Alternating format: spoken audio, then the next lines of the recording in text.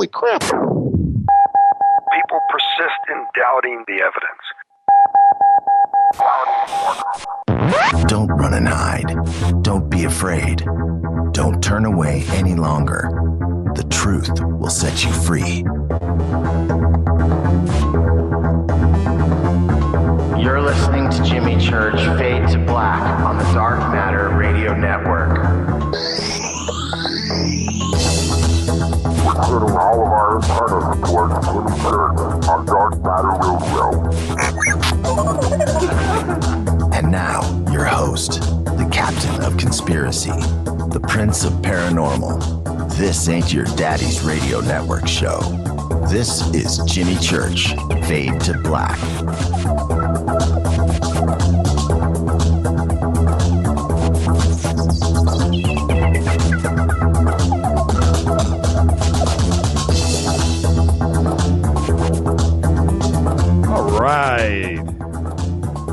Yeah. All right. Welcome back. It's Monday today. Back from Thanksgiving. How is everybody doing tonight? It's Fade to Black, bespoke radio for the masses. Today's Monday, December 1st. 334 days into the new year. That's right. 31 days left. 31. That's it. Live from the JP Motorsports Studios right here, Burbank, California. It's been raining all weekend, by the way. It's raining outside right now. For KJCR and the Dark Matter Radio Network, I'm your oh-so humble host, Jimmy Church. Welcome to everybody listening all across the United States, all around the world, hither and thither, to and fro, east and west, north and south, back and forth, up and down. Welcome. I trust everybody had a great Thanksgiving. We did. We went completely off the grid. We had to. Everybody tweet right now, say, whoa, what's your new studio like? That's right. She got it built over the weekend. It's sweet. She's got it going on in there. I'm telling you right now. She's listening to me. Right now, she's looking at that setup, and she's like, man, who's the boss? That's what she's thinking. So everybody say, whoa, what's up? Big shout out to Rudy from Toronto. What's up, Uncle Rudy? And Chris from Winnipeg. How are you guys? All right, big salute to the proud men and women in uniform all around the world, fighting the good fight for us, defending that Constitution. They had to spend Thanksgiving away, probably from their families overseas, thinking about that. All right, and if you're listening now, big salute. Podcast rocking. Thank you, everybody, for supporting us through the podcast. The podcast, it is something that is there for you. We built it for you guys. So, help support us. $2. Go subscribe. Myra did. Faders.org, by the way, killing. Look, we didn't get a chance to do Fader Cinema on Saturday because we were building Whoa Cinema. I hope everybody had a good time, Fader Cinema. I felt a little naked running around, and it was pretty trippy. Hey, it rained this weekend, and I had clogged gutters at the house. So I'm out in the back on a ladder, just a big ladder, getting up into the gutters. There was a couple of tennis balls in there, so I pulled those out, and there was like a hacky sack ball. Remember those? That was what was clogging the drain. I pulled that out, and it literally went boop, made a popping sound. Water's rushing out, and I look into the gutter, and I see a bunch of shiny stuff. I pull it out. I find 9 rounds of live ammo. I'm not kidding. 9 rounds of live, rusted, but yeah, trippy. Just absolutely bizarre. It didn't look like I'm not a big firearms guy, but it was like 2 or 3 different kinds, matching sets, like 3, 3, and 3. Weird.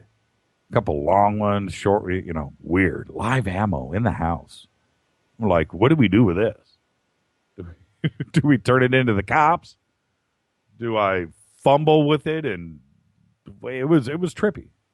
So anyway, that was the weekend. I've never really found anything like that before, but we threw it away. It's in the gutter. No telling how many years it was up there, but yeah, pretty trippy. So I'm glad to be back. We checked out for 4 days, and here we are getting it going today. And I knew that everything was set for the week and we were cool. And so we had to check out over the weekend. But today it feels like a year, doesn't it? Just, oh man, withdrawals. Good to be back. Good to be here. I was watching Twitter light up before the show. Everybody's fired up. And same thing for me. It is right there. So tonight in the house, Joshua P. Warren will be joining us. How is that? That's pretty cool. Tomorrow night, Chase Kletsky will be here. That's right. And then Wednesday, Robert Hastings.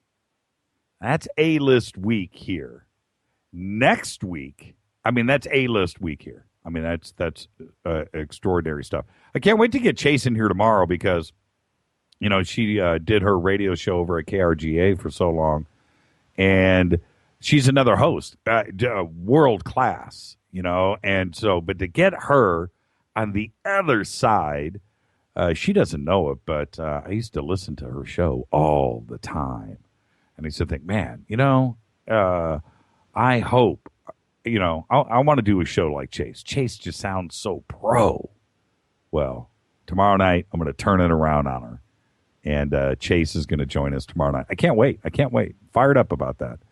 And I know she just got back from Laughlin. She did the convention out there. So we'll be talking about that and all kinds of things. So that's tomorrow night. And then, of course, Robert Hastings, UFOs and Nukes. Oh, man. So that's our week this week. Next week, I'm not going to disclose, but next week is some strong stuff as well. So glad to be back.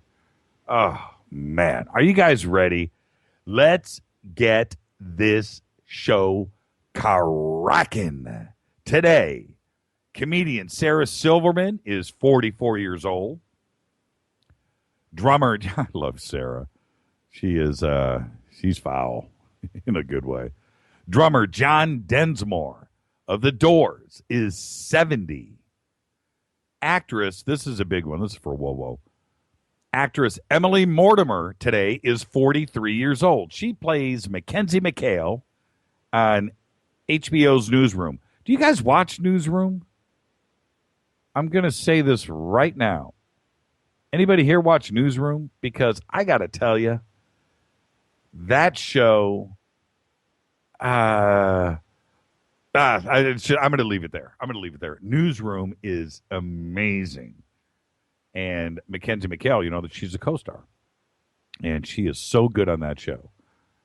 Emily Mortimer, 43 years old. We're full on heroin addiction to Newsroom. Just letting you know what goes on here. It's a Newsroom house. Our dead guy's birthday today, 2 of them. Richard Pryor, born in 1940, died in 2005 at the age of 65. And bassist Jaco Pastorius. By most regards, most bass players will tell you that he's probably the baddest cat that ever played the bass. Jaco would have told you that himself.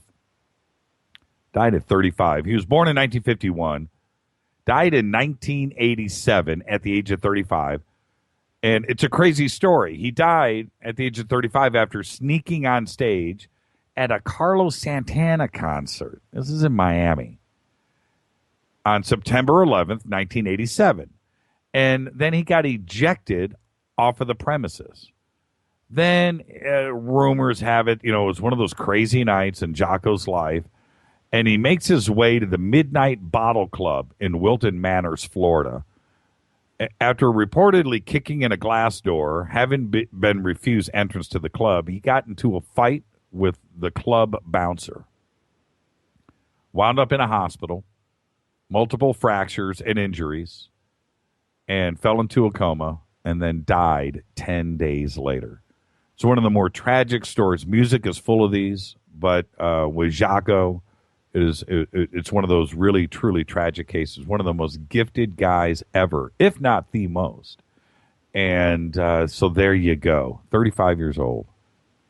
Born in 51, died in 87. Left a legacy behind him, though. There's a lot of work out there. Jocko. Which takes me to my Twitter question of the day. Let's get Twitter fired up. Let's do it right now. Did you have your annual family fight at Thanksgiving? I want to know. We did. Did you guys have your annual? What happened? Who did it? Cortana just asked if we've seen Interstellar yet. We planned on Interstellar Friday, and the answer is no, by the way. Our niece and nephew came over to the house after for a post-Thanksgiving dinner, and so that blew that out. And then we spent Friday, Saturday, and Sunday building the new studio here at the studios for Rita. So we didn't get to see Interstellar, which that leaves us to we better go see it before it's out of theaters. We got to see that in IMAX. So that leaves this Friday. We will see it Friday. We don't have a choice. So Cortana then answers that. Did you have your annual family fight? No, it was all peace and love. Okay. No fight zone at Jonas's house. Nope, no fighting? Really? Nobody had sleep turkey coma. Nobody came. Wow, nobody got in a fight? That doesn't make any sense. It's a tradition. It's cranberry sauce, mashed potatoes, stuffing, and a good fight with your weird uncle. That's what you do. Okay. At least Letty says she did. All right. Where are we? Tonight, Joshua P. Warren. Tomorrow night is Chase. Chase in the house. Can't wait. Chase Kletsky. Wednesday, Robert Hastings. Tonight, I'm going to see. I think we'll do this. Open up the phone lines tonight with Joshua. We got a lot of stuff to cover. And one of my favorite things, as everybody knows on this show, one of my favorite things in the world, one of my downmost, I got a few favorite things. I got AJ Foyt, I got Eddie Van Halen, and I got Robert the Doll. That's right. Joshua's got a new book out about Robert the Doll, which I have. Robert the Doll will be the one of the subjects tonight. So we'll be taking some phone calls. The question column over in TweetDeck, which is hashtag F2BQ, is already moving along. If you've got any questions for me, for the guest, you want something direct, you can do it there, hashtag F2BQ. You can email throughout the show, which is jimmy@jimmychurchradio.com. Simple enough to do. If you don't want to do that, then just head over to the website, jimmychurchradio.com, go to the contact page, and you can email there. Both emails go to the producers first. So make it good and get it in here to me. All right. I'm excited. I'm fired up. Are we already at our first break? I've got these email. Okay, here's the short email. We'll get to the long one in a second, which is from MC. Yeah, I got a long one from her. This email's from Andrew in Scotland. He says, Scotland voted yes. It was fixed by the MI5.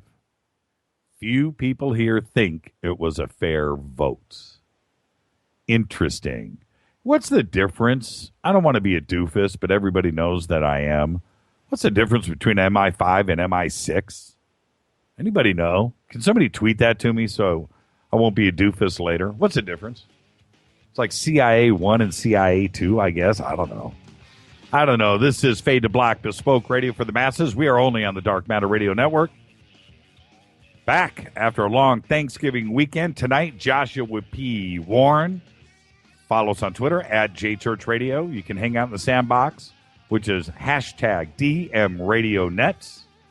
I'll be back with the news that you probably don't know about right after the break. Man, it's good to be back. Got to get back in the flow. Yeah.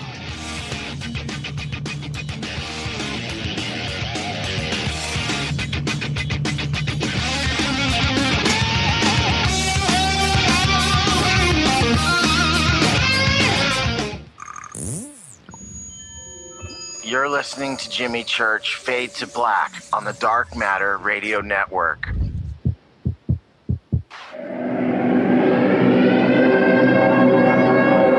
Ladies and gentlemen, girls and boys, you have tuned into the latest phenomenon in late night talk radio, Fade to Black, starring the inimitable Jimmy Church, showcasing his continuing quest in pursuit of knowledge of the strange and paranormal. Sit back, open your mind, and let's get cracking.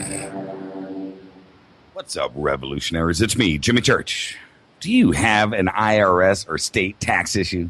Well, I did, and I called national tax experts. My problems were fixed, done, fini, and man, I got to tell you, it was a relief. National Tax Experts are a recognized tax office that services clients in all 50 states. Doesn't matter where you live. Give them a call. I'm telling you, they take the time to understand each and every client's individual financial status as well as their financial goals. And that's exactly what you need, my brother, when you're taking on the evil 3-letter. So, seriously, give them a call today at 1-877-909-5444. Again, 1-877-909-5444, or go check out their website, www.nattaxexperts.com. That's NATTAXEXPERTS.com. Tell them Jimmy sent you. This is KJCR at JimmyChurchRadio.com. On the Dark Matter Radio Network.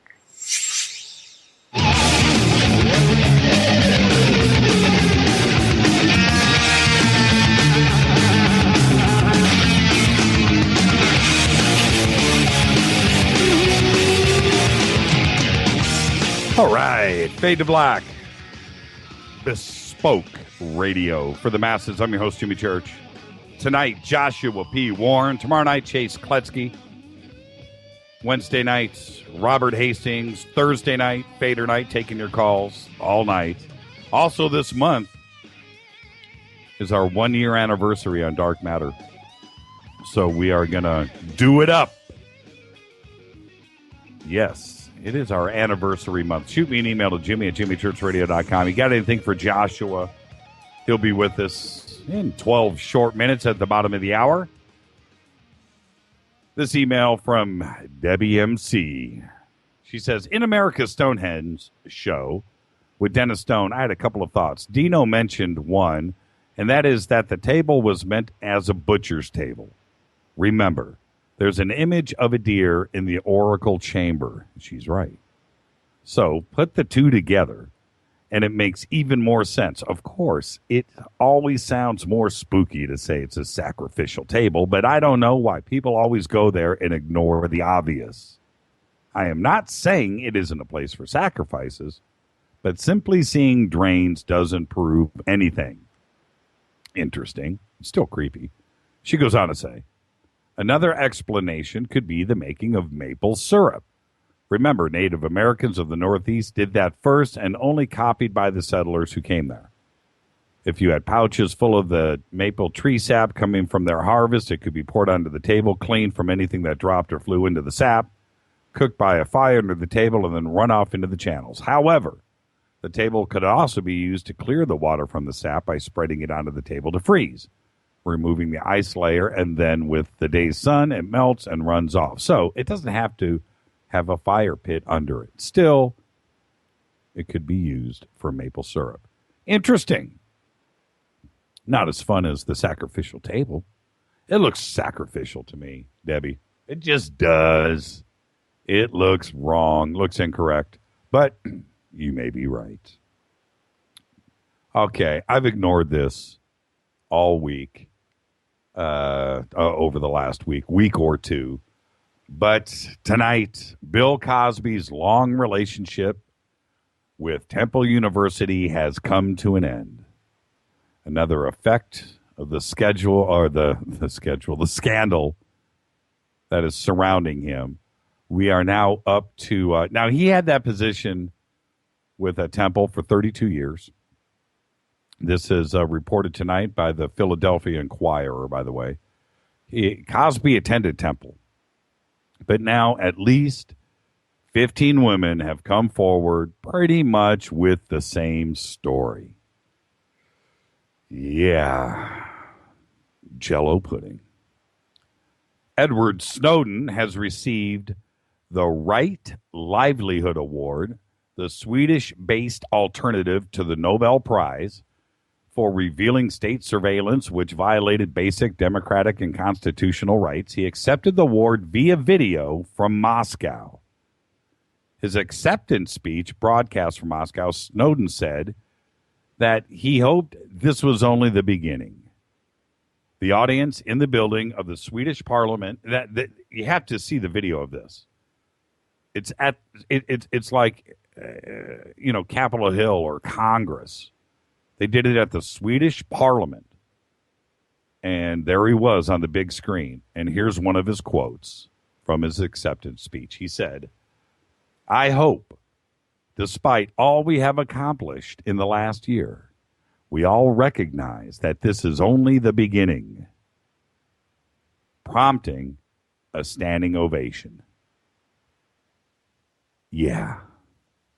Orion, check this out now. Orion is scheduled to lift off on its first test flight at 7:05 a.m. Eastern Standard Time this Thursday from Space Launch Complex 37 at Cape Canaveral, Florida. The launch window will be open for 2 hours and 39 minutes.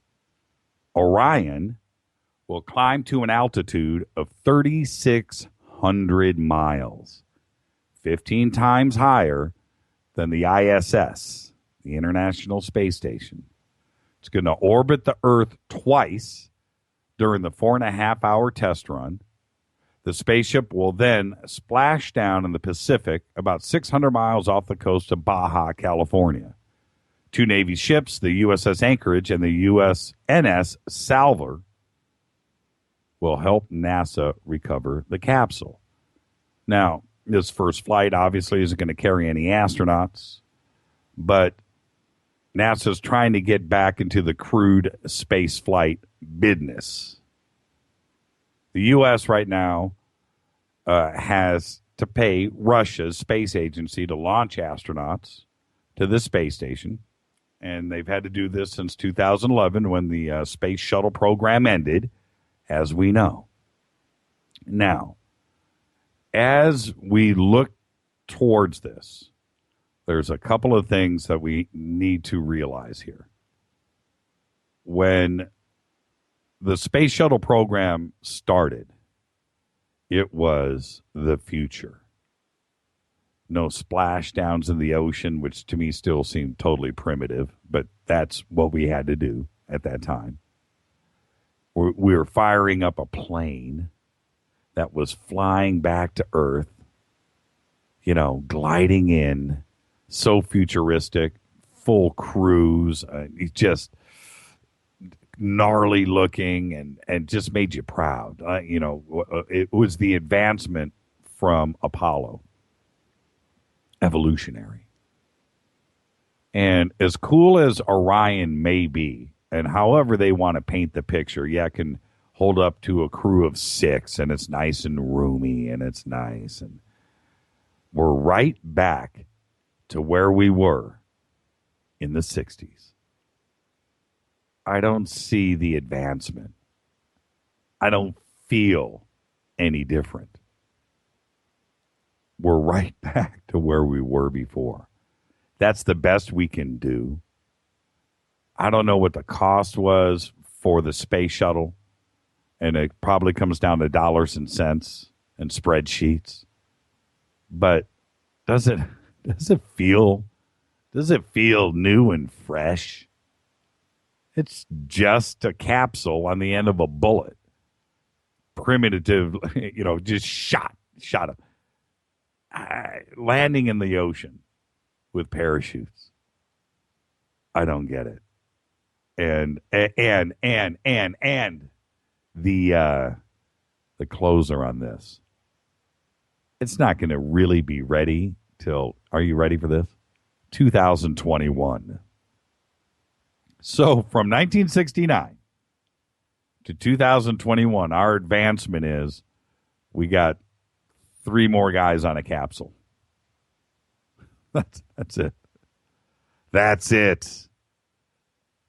The University of Colorado, Boulder, has announced a discovery 7,200 miles above Earth, and it's a protective shield similar to force fields you might see in Star Trek. The discovery of the barrier, which is in the Van Allen radiation belt, suggests a new explanation for how killer electrons are held at bay. This invisible shield, which was found at the inner edge of the outer Van Allen belt, protects against high-energy electrons, which have the potential to fry satellites, threaten astronauts, degrade space systems during intense solar storms. Think about that for a second. Now, what did I just read you a few minutes ago? That test run's going to go how many miles out? 3,600. This is 72. Do the math. It's crazy, isn't it? So everything that Bill Cooper said, oh man, the moon hoax. I was listening to Bill Cooper last night, one of his highlights about the 300-mile barrier. That's it. Nothing has gone past that. And I read stuff like this, and it just makes you wonder, doesn't it? Makes you scratch your head. Oh, man. Well, all right. I'm ready for Joshua P. Warren. I don't know about you guys. I hope everybody, let me see here. The MI5 is UK only. MI6 is global. Oh. Okay.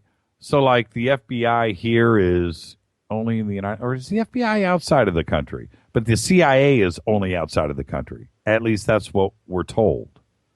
Right? Am I correct here? But the FBI has got interesting. But MI5 is UK only. MI6 is global. Interesting. Okay, so MI5 would be the one to fix the elections? Makes sense. Huh. Interesting. Get him on. We're ready, Brother Jimmy. Oh, so good to be back. We had a really great, sorry for checking out, but, sometimes you have to, and we did. We checked out for 4 days. It is all good. It's all back. We are here. Let's get to Joshua P. Warren. Let's do this. Bam. This is Fade to Black, only on the Dark Matter Radio Network. I'm your so humble host, Jimmy Church. When I come back after the break, Joshua P. Warren will be with us. Robert the Doll tonight. Tomorrow, Chase Kletsky. Wednesday, Robert Hastings. I'll be back right after this. Stay with us.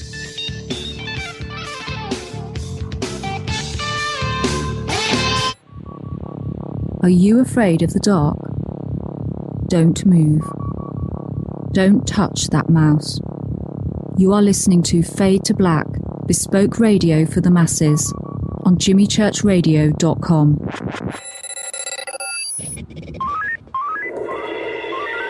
Way out here, we listen to Jimmy Church on the Dark Matter Radio Network.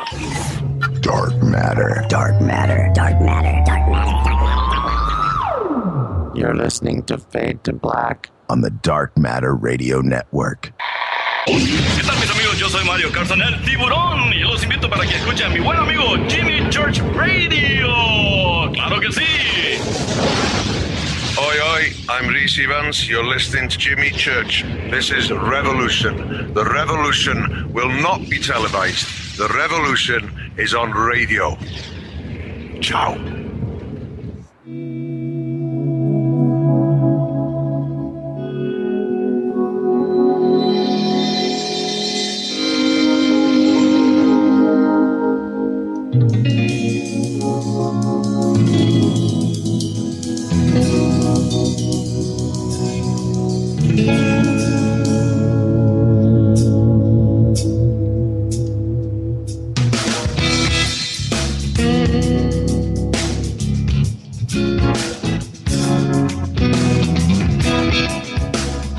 All right, everybody, welcome back. This is Fade to Black, bespoke radio for the masses. I am your host, Jimmy Church.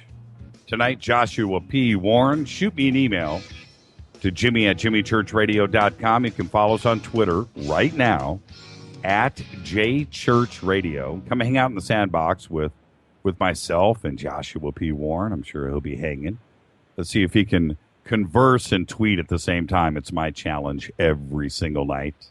And let's get this cracking. I'm ready. Joshua P. Warren has been professionally investigating the paranormal and spiritual for over 20 years. He's the author of almost 20 books, including How to Hunt Ghosts and The Oblivious Gods, appearing on the History Channel, Discovery Channel, Nat Geo, Sci-Fi, Animal Planet, and TLC.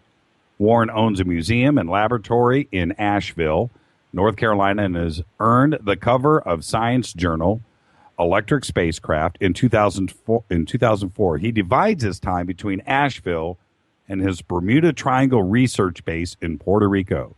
He is widely considered an expert on the mind-body-environment relationship and our connections to spirits, UFOs, cryptids, ESP, and interdimensional beings. His groundbreaking research into radionics and alternative energy is a popular topic with his audience around the world, including the one on this show. I would like to welcome back our good friend, Joshua P. Warren. Joshua, how you doing, man? Hey, I'm great, Jimmy. What'd you do? We just came off of two holidays for you, Halloween and Thanksgiving. How'd you do? Well, the fall is always absolutely slammed for me, of course.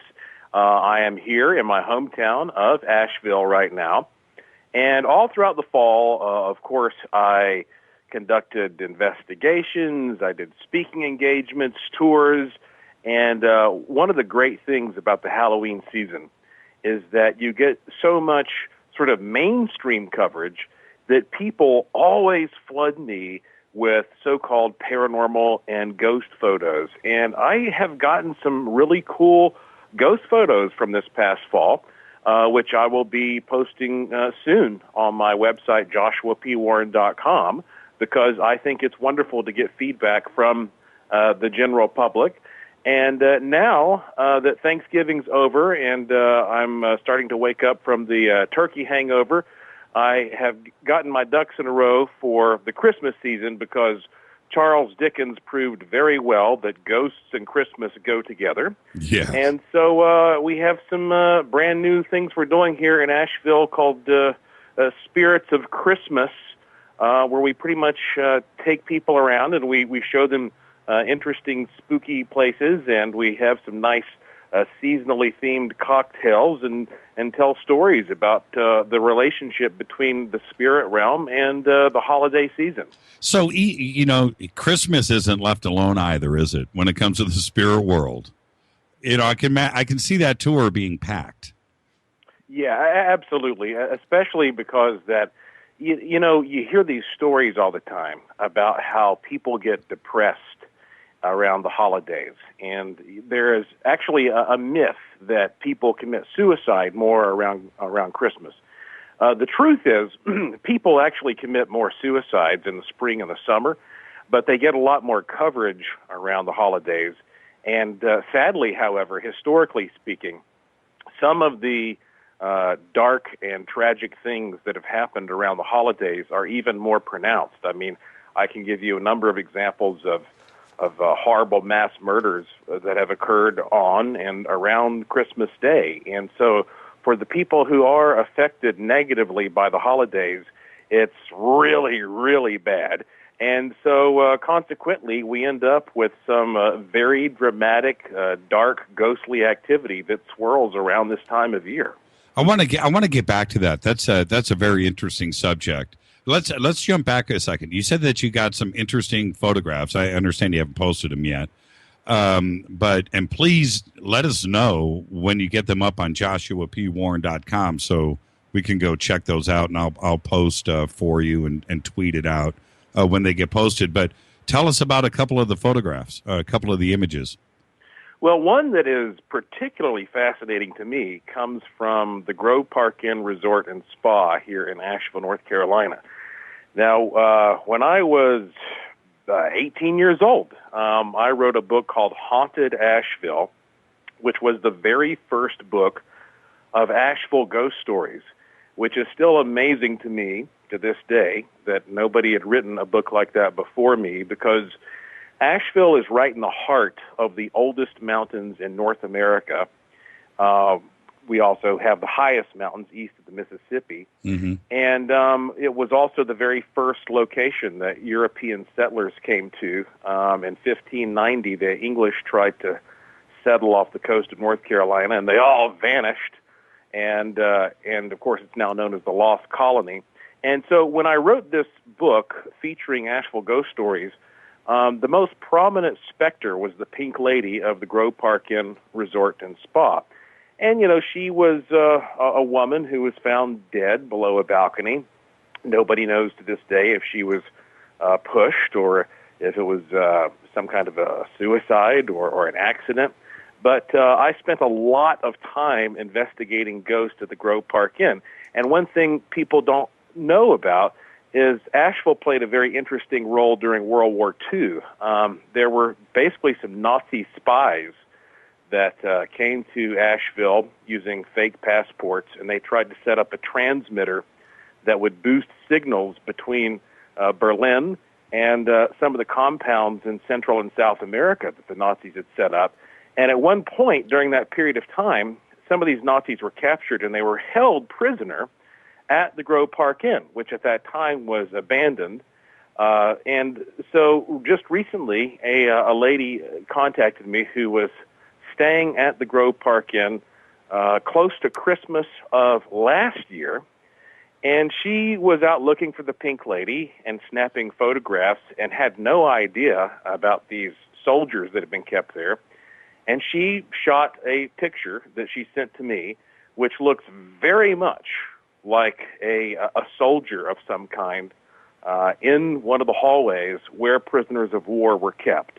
And, you know, I've gotten to the point where I see so many pictures that have misty forms, orbs, and that kind of thing that I find them all interesting, but I look in particular for full-bodied apparitions. And it looks like she's got a pretty clear image of a full-bodied apparition of a soldier. And so I take all precautions before I post these things on my website. I have a team of people who analyze everything technically as well as historically, and if everything passes our test, well, then it goes on the website, and that's our final layer of investigation, allowing the general public to examine these things. And so that's one that hopefully will be posted soon. And I find it amazing when you can look at a picture and immediately say, all right, the image here of a human is so clear that we have one of two things. Either we have compelling evidence of a full-bodied apparition or a hoax. It's so clear it's got to be one or the other. And I even have a whole section on my website that's freely available of some of the most credible full-bodied apparition photos that I've come across in my 20-plus years of professional research. So, okay, two questions about the image. It's passed the sniff test thus far? That's the first question. And second, when you say soldier, are you saying there's a Nazi uniform? Is that what it looks like? Well, I can't go so far as to say a Nazi uniform because obviously these guys were spies. I tend to think that maybe there's a higher likelihood that what we have here is an American soldier who was a guard, because it does look a lot like somebody in a soldier-type outfit. Right. And that would be the likeliest explanation. And of course, it would make sense because, it's these very dramatic things that seem to burn an imprint in reality, if you will, in the environment. And as I've researched more and more and increased my database and my level of knowledge, I think the vast majority of what people experience as ghosts are imprints, meaning that they are non-interactive, redundant, literally like some kind of information that has been recorded in the environment that can be played back under certain circumstances or for certain people, and on rare occasion captured on film. And so this, I think, may be one of those, and so far, so good in the analysis. Was there any records of a guard dying at the inn? No, there is no record of a guard dying, but that's also another one of the, I think, misconceptions about ghostly activity, that there has to be a dead body. Mm-hmm. I have interviewed many people over the years who have said that when they see a ghost, they not only see the ghost, but at that moment, the entire setting around the ghost looks like it's from the past. So for the same reason that a ghost, say, it doesn't appear naked, that it has clothes on, you might imagine, well, it's because that we're looking not at some organic aspect of the spirit, but we're looking at some scene from the past in its totality, and that includes the clothes, that includes the inanimate objects around the individual, and so it's really about catching a glimpse of what has happened historically, and of course, if we can understand how to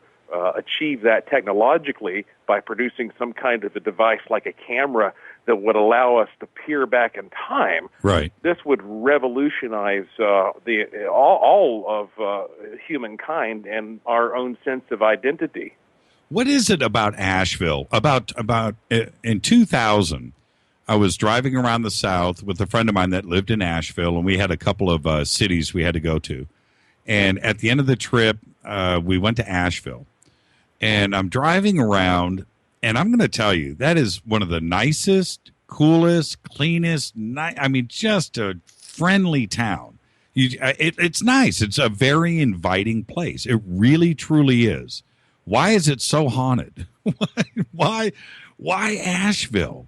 I mean, my memory of Asheville was good food, good restaurants, nice people, fun, friendly. I spent like 3 days there. I left there going, man, Asheville's pretty cool. People told me while I was there that it was haunted. And, of course, you know more about that. Why Asheville? Well, aside from the dramatic history here, and I can give a number of examples of that, I mean, even if we look at the Civil War, for example, I mean, the governor of North Carolina, Zeb Vance, he favored unionism, and yet North Carolina, by most estimates, lost more soldiers in that war than any other southern state. And so there was a lot of tension and skirmishes and debate, and all that is a very particular type of emotional energy. You also have to consider that South Carolina was the first state to secede from the Union, and yet East Tennessee was occupied by the Union.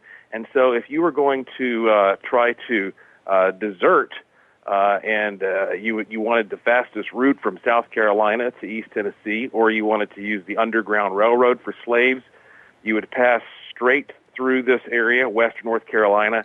Additionally, we have some of the purest quartz crystal in the world here in these mountains. So pure, in fact, that NASA has even come here over the years and used quartz for grinding various optics. And we know that quartz, of course, has this great, interesting relationship with electricity, that if you apply stress to quartz, it produces electricity. If you apply electricity to quartz, it resonates. And every time we look into paranormal phenomena, we tend to find these kind of electromagnetic anomalies. And so I think that maybe this place is especially conducive to the electromagnetic foundation for paranormal activity. And beyond that, I mean, if you start with Asheville and you draw a line east, for example, you will hit all kinds of remarkable paranormal spots. I mean, the first place you'll hit is Brown Mountain, where you have the Brown Mountain lights, these weird illuminations that have been seen for at least 100 years. Nobody can explain them. You keep drawing that line, and you hit a big barren circle called the Devil's Tramping Ground, where nothing will grow and nobody can say why. And the story has always been that it's a cursed spot where the devil sort of walks in circles and tries to work out how he's going to punish humanity. You put objects in the circle at night, and they're moved out by morning. You keep drawing that line. Well, when you hit the east coast of North Carolina, so many ships have sunk. They call it the graveyard of the Atlantic. You extend that line farther. You hit Roanoke Island, which again was the place where the first English settlers vanished. It's now known as the Lost Colony. And if you keep drawing that line out into the ocean, you finally hit the island of Bermuda, the top point of the so-called Bermuda Triangle. So I think the Earth, it certainly has a grid pattern of energy circuits, very similar to the types of energy circuits that, say, an acupuncturist might take into consideration when trying to understand how energy flows through the human body. Sure. And we just happen to be on one of these very prominent energy grids, and therefore it's a combination of these factors that, A, make the paranormal phenomena so pronounced, and B, make it so difficult to understand why these things happen, because there are so many variables involved. So if I live in Asheville and I'm telling somebody in a conversation, I'm kind of freaked out, wow, I saw a ghost last night, it's no big deal. It's just, you know, welcome to Asheville. It's just something that people are acclimated to.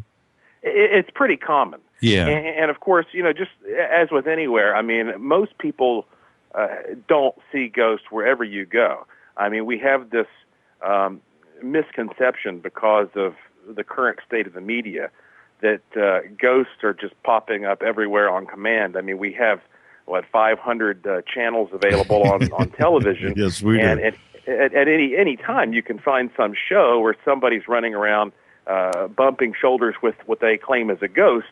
And the fact of the matter is, we call this stuff paranormal because it doesn't normally happen.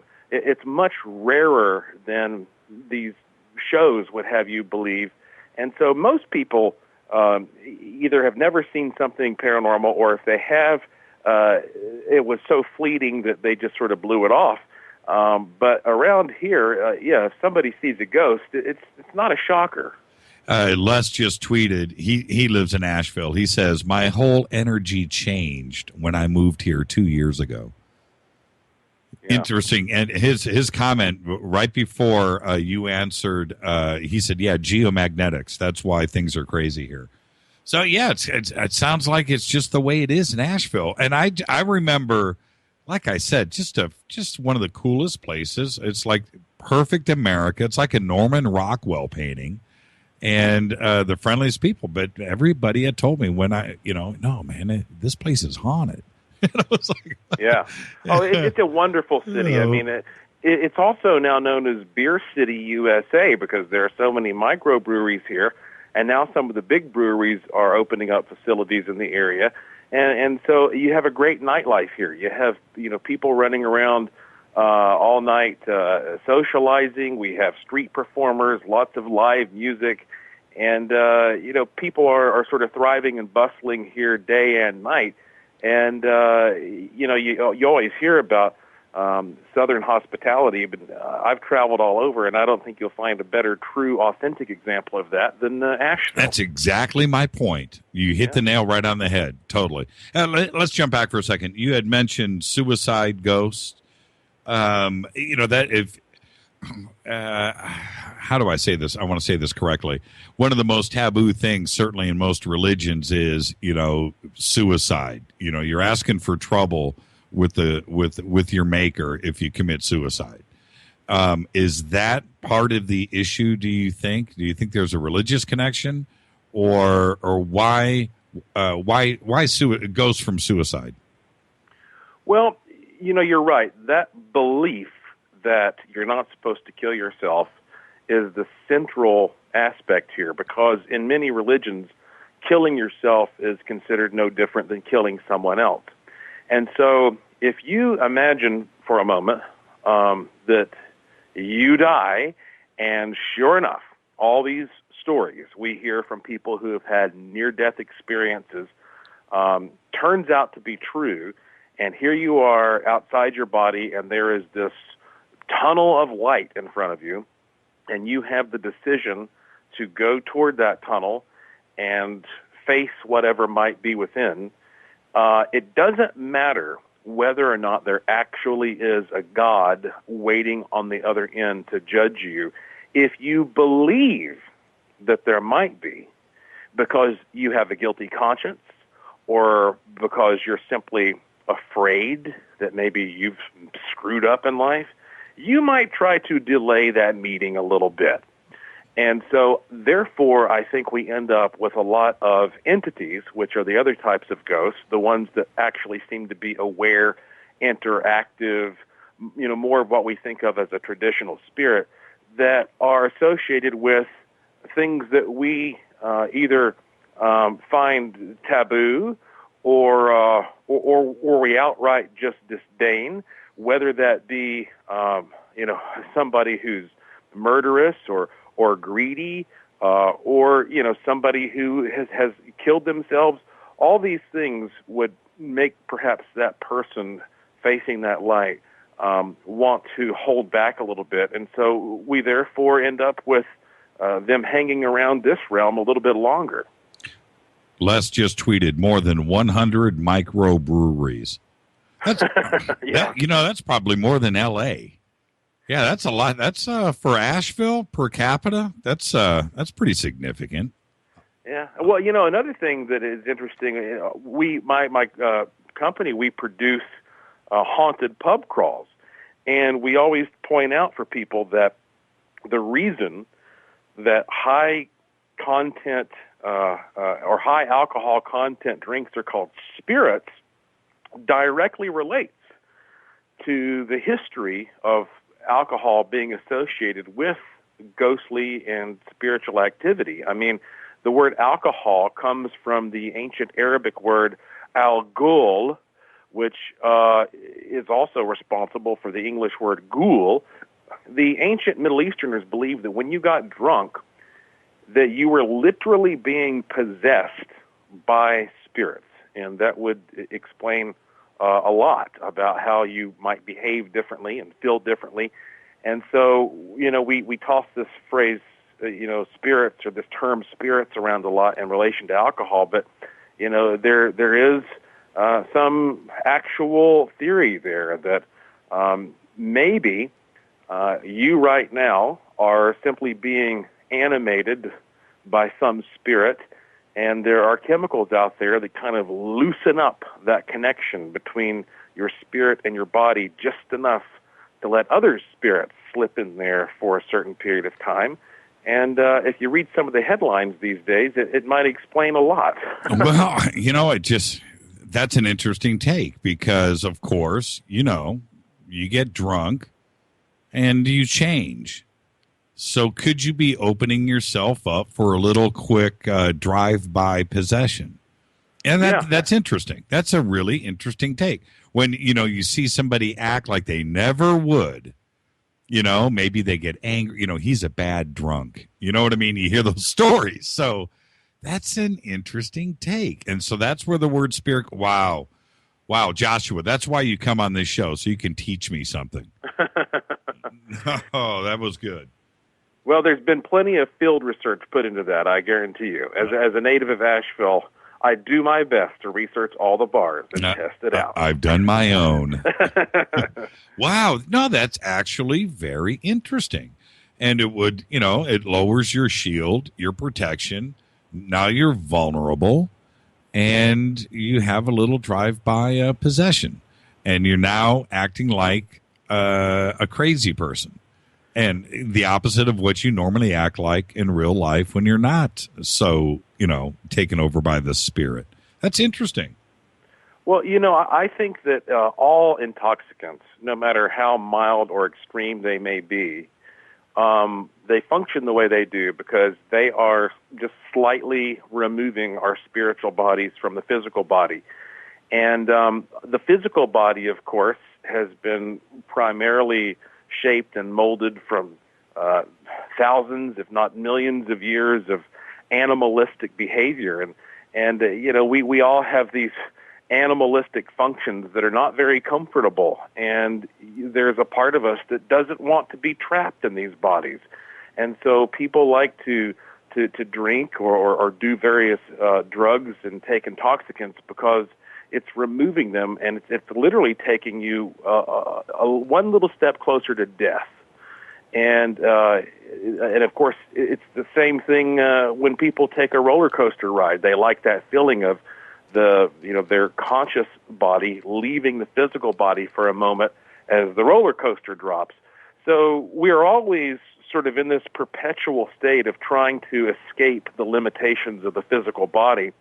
And certainly, I think when we take substances that remove us a little bit, there's some empty space left behind, and that space is often filled with something else. And we don't understand still that mind-body environment relationship properly, which is actually a very good way of sort of moving into our discussion tonight about how the so-called inanimate objects like dolls might actually come to life. Well, before we get to that, we're at the top of the hour, but did you know that Zelda Fitzgerald's house in Asheville is for sale? I didn't know that her house is for sale. I certainly know that she died here. Yeah, she died in the hospital blaze.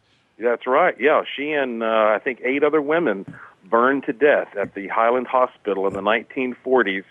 A horrible incident. In fact, a lot of those women were locked in their rooms and or tied to their beds. Yep. And they said if you could have heard the blood-curdling, awful, sickening screams of these women, what a just horrific way of dying. And of course, F. Scott Fitzgerald, he stayed in Asheville a lot, and he died in his early 40s of a heart attack from stress. So those were tragic folks. But I did not know that her one of her residences is up for sale here now. Yeah, Highland Hall. Yeah, you know what? I got to tell you, I'm looking at a picture of it right here. You know what? That place is haunted. I'm telling you right. That place. You need to go. You need to go research that. See how much it's. I don't have a price on it here, but that's where you need to locate your museum. And that's, Highland Hospital was the property where she died. So when you're talking about Highland Hall, it's probably just one of those buildings on the old hospital property. And so I don't know if, to call it a residence is a very pleasant way of putting it, but it looks like it looks like a mansion. It's the late 19th century home in the Montford neighborhood that became the administration building for the Highland Hospital. Oh yeah. Well, there are a number of buildings there, and she was a patient there, but I don't think I would call it one of her residences as if this is a place where she lived on her own. And there are a lot of nice buildings on that property that, there was one place where the doctor in charge, Dr. Carroll, lived. It looks like a little castle, and there are a number of administrative buildings that are very nice. But that's an extremely haunted place, and not just because of that incident, but there have been some unsolved murders in that Montford district. A lot of ghost stories attached to those. So it's one of the more active places in Asheville. Yeah, I'm looking at these pictures. Yeah, that's good stuff, man. You can do that is some creepy. And what's this other place? The one that looks like the House of Dr. Carroll. It looks like a castle. Yeah. They call that, I think it's the Homestead, I believe is the name of that, or something similar to that. That was his original residence. And, he was a very prominent psychiatrist when he came. In fact, they originally just called the property Dr. Carroll's Sanatorium. And that he had his little castle-like home there, which is very haunted. I actually have attended a number of events there, because you can rent it out now if you want to have like a wedding reception or something like that.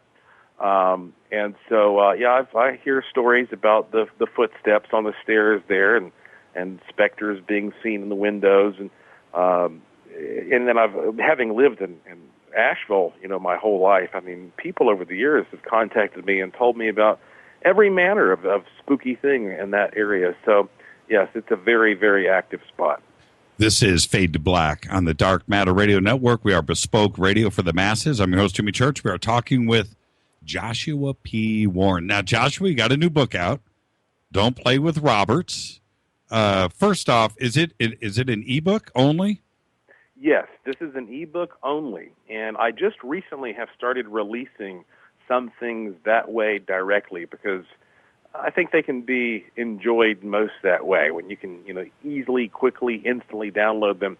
But this one is, the movie Annabelle came out recently, but I think that Robert, the world's most haunted doll, is much more impressive. Well, because it's real. Let's not, they both, but what I mean is Robert has got the history and the photographs, and have you touched Robert, by the way? I think I asked you that last time. Maybe I didn't. I know he's in a glass case.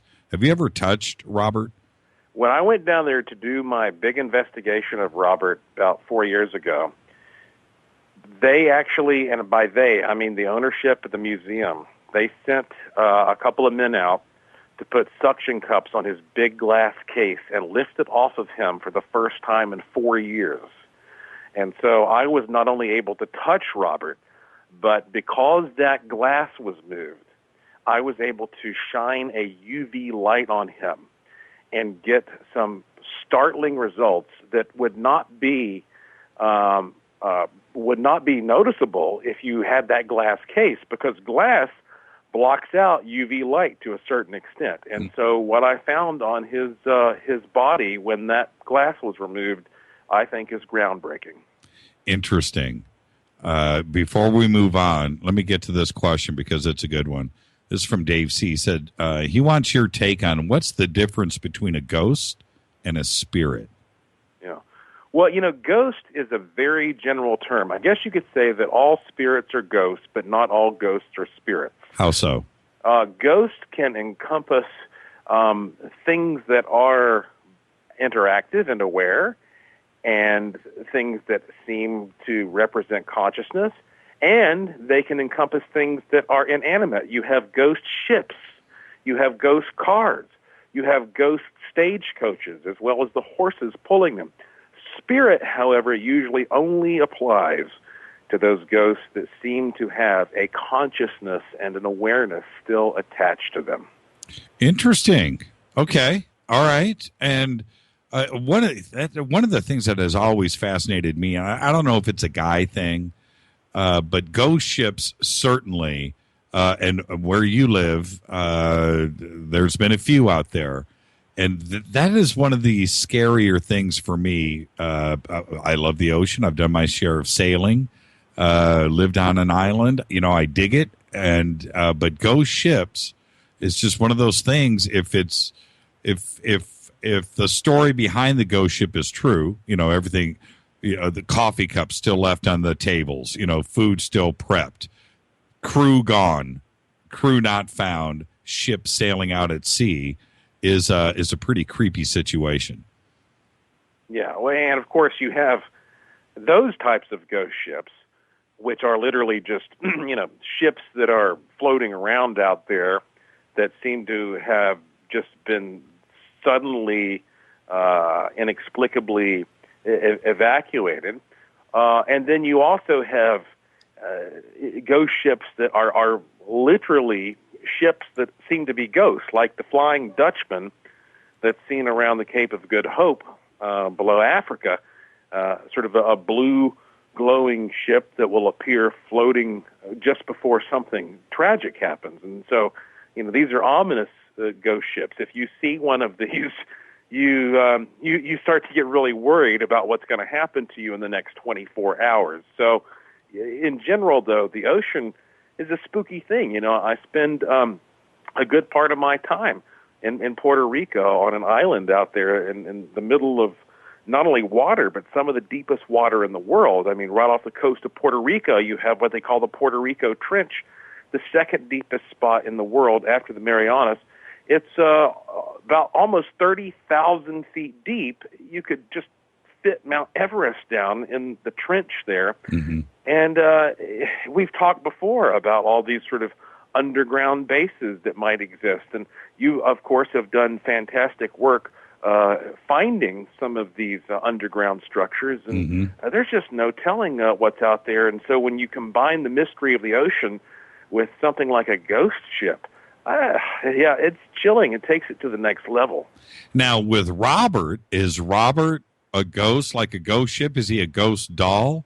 Is he a spirit? What's the classification? What would you define Robert as? A possessed doll? You would either call him a possessed doll or a haunted doll. And essentially, Robert seems to have some life in him. And I guess that I should really explain to you the little journey that I took intellectually in trying to grasp how to investigate these things. Shall I get into that now? Yes, let's do it. This is my favorite subject outside of maybe NASCAR. Is Robert the doll, man. Well, for years, I always felt that the idea of dolls coming to life and that kind of thing seemed like the silliest, dumbest thing I'd ever heard. But then, as I started to honestly and earnestly research what life is in general, I realized something very simple yet profound. If you look at the human body is made up of all of these so-called inanimate elements. I mean, we have iron, we have copper, we have silicon, we have sulfur. We have all these things that we associate with the inanimate, and yet somehow this combination of inanimate elements that you can appreciate when you look under a microscope is mysteriously animated by this force we call life. We still can't understand scientifically how that our bodies are animated and become conscious and self-aware. So therefore, why should we be so quick to dismiss the notion that some other body formed of inanimate things might also be able to become filled with life from time to time under certain circumstances, at least on some limited basis? And when you start thinking about it that way, it really opens your mind and it broadens your view of what life is and whether or not it might be possible for objects that we dismiss so easily in terms of life force to actually be capable of becoming fantastic antennas for this energy. And I believe that Robert the doll is one of those entities, so to speak, that is inexplicably filled with life from time to time. And for over 100 years, people have seen that. And of course, in this new ebook I have out, Don't Play with Robert, the World's Most Haunted Doll, I go into detail about some of the new things I discovered related to Robert, and I think this applies to our entire notion of what it is to come into contact with so-called possessed possessions. When you first take me back to the time when you first went down to Key West to see Robert, how much info did you have in front of Robert before you saw him for the first time? And did you approach him as a skeptic, and then you went eyeball to eyeball with Robert? What happened? How did you feel? So let's start with that. How much knowledge did you have ahead of time? Well, I really only have the same amount of knowledge that anybody would have getting on the internet and just reading general articles about Robert the Doll and his origin and all the people who claimed that he had moved. Before I went down there, I did, however, interview a couple of people, one of them in particular on my radio program, Speaking of Strange, who said that he had seen Robert move, and he warned me vehemently, do not take this lightly. He says, I know it doesn't make any sense, but if you're going to go down there and you're going to get involved with this doll, you better know what you're doing. And, of course, you would hear over and over again, do not approach this doll and do anything to it, including taking his photograph, unless you are humble and you ask his permission. In a sense, you're seeking his cooperation. And it's funny because, again, all this sounds so ridiculous, but when I arrived there in Key West on a very hot day in 2010, I went into the museum where he sits. Now, for those who may not realize this, Robert's story is absolutely amazing, but one of the things that makes him so outstanding is there have been times when he has been featured in festivals where he's sort of paraded around on what they call, Blame It on Robert Day, when people will come out and just sort of scream at him and sort of insult him and sort of cathartically release all of their pent-up frustrations and problems into this doll. So if you kind of feel sorry for him, and from that point of view, if you thought, if we did this to a living being, a child, well, that'd be horrible. So I got there, and there was nobody else in the museum except for the lady at the front desk, and she said, yeah, Robert's just right back this way, and so here I go walking by myself, and I had a video camera, and I wanted to turn that video camera on and capture the moment when I turned the corner and first saw Robert. But I'll be honest with you, Jimmy, I thought about this, and I thought, I've come down here to get a good story. I didn't come down here to have all this bad luck follow me around for the rest of the week. So I did not actually videotape the real moment that I first met Robert because I wanted to ask his permission. So I lowered the video camera. I will confess that I later went back and reproduced that moment and put it on YouTube. But the actual original moment I saw him, I did not videotape it. I walked around the corner, and not only did I see Robert, who's about 3 feet tall, sitting there under a glass case on a chair, almost like a king on his throne, where I suddenly feel like, a subject here sheepishly walking up to the majesty. But the walls all around him are plastered with hundreds and hundreds of letters from people apologizing and asking forgiveness because they went there to photograph him and didn't ask permission. And in fact, in my ebook, I've even reproduced at least one of those letters to give an example of the bad things this one person says happened to me, and asking forgiveness. But what struck me was that when you see Robert sitting there, this doll over 100 years old, with these kind of, dull black eyes and this face that's pockmarked with age, you don't feel like you're looking at a doll immediately for whatever reason, even if it's your own, imagination psyching you out. when you see him under those circumstances, you feel like this is a person sitting here. He has that biological aura around him. And so I walked up to him and I said, very sincerely, Robert, my name is Joshua P. Warren. I have come from a long ways to properly and respectfully study you, to try to honestly tell your story, and I therefore am asking for your permission and your cooperation so that I may do this. And you were being for real. I mean, you weren't just, you were being sincere to the doll. Yes. 100%. 100%. Yes. And I'm not making light of what you're saying. I'm saying you didn't do this as an act for somebody else in the room. This is you, one-on-one, Joshua P. Warren and Robert the doll, and you were for real. Yes. Yeah, there was nobody else around. Exactly. I wasn't videotaping. It was just me and this doll. And but the strangest thing is, when I turned that corner and I first perceived him, he seemed kind of stiff, I think I can say.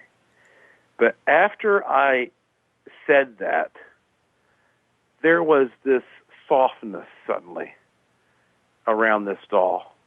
And I don't want to say I saw him smile or anything like that, because I didn't.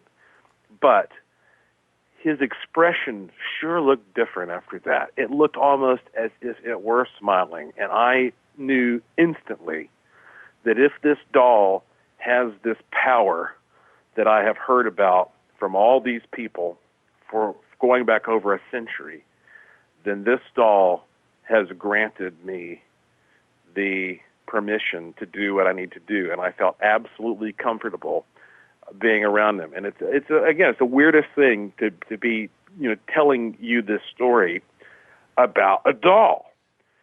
But this doll really is something special. That's not only why that you have these stories, but also why people have become obsessed with him all throughout the years. And not just the original owner, but many people. Well, there's no gray area with Robert for me. There are certain times when I see pictures of him, close up of his face or what have you, like the picture that you sent us today. And you look at that and it is frightening. And then there's other times I look at images of Robert and it's almost forlorn. Same doll, same fate, nothing's changed, but he can have a different impact. And like I said, there's a sadness, a forlorn kind of thing where you almost want to hug him. And then there's other pictures where you know that doll is not correct. It's kind of strange. It really is. Yeah. Well, and of course, to me, the shift in perceiving him is kind of similar in maybe the shift that you experience when you go into a bar, getting back to that conversation, and you start drinking. Right. So let's say you go into a bar and you see all these strangers sitting around and you don't have any desire to talk to them. But you have a couple beers and the next thing you know, you're telling each other's life stories. Mm-hmm.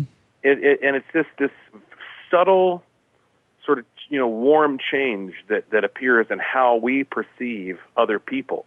And to the extent of how subjective that is versus whether or not it's actually happening, well, this gets into the whole question of how much of reality is out there versus in here, et cetera.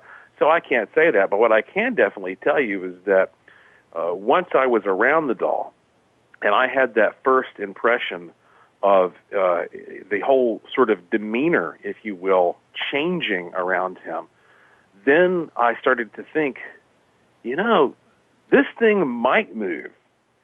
And yeah, and if he did move, I also felt, if I see him literally, move his head, jiggle his foot, I, as an investigator, am responsible for making sure that he has not been rigged in some way.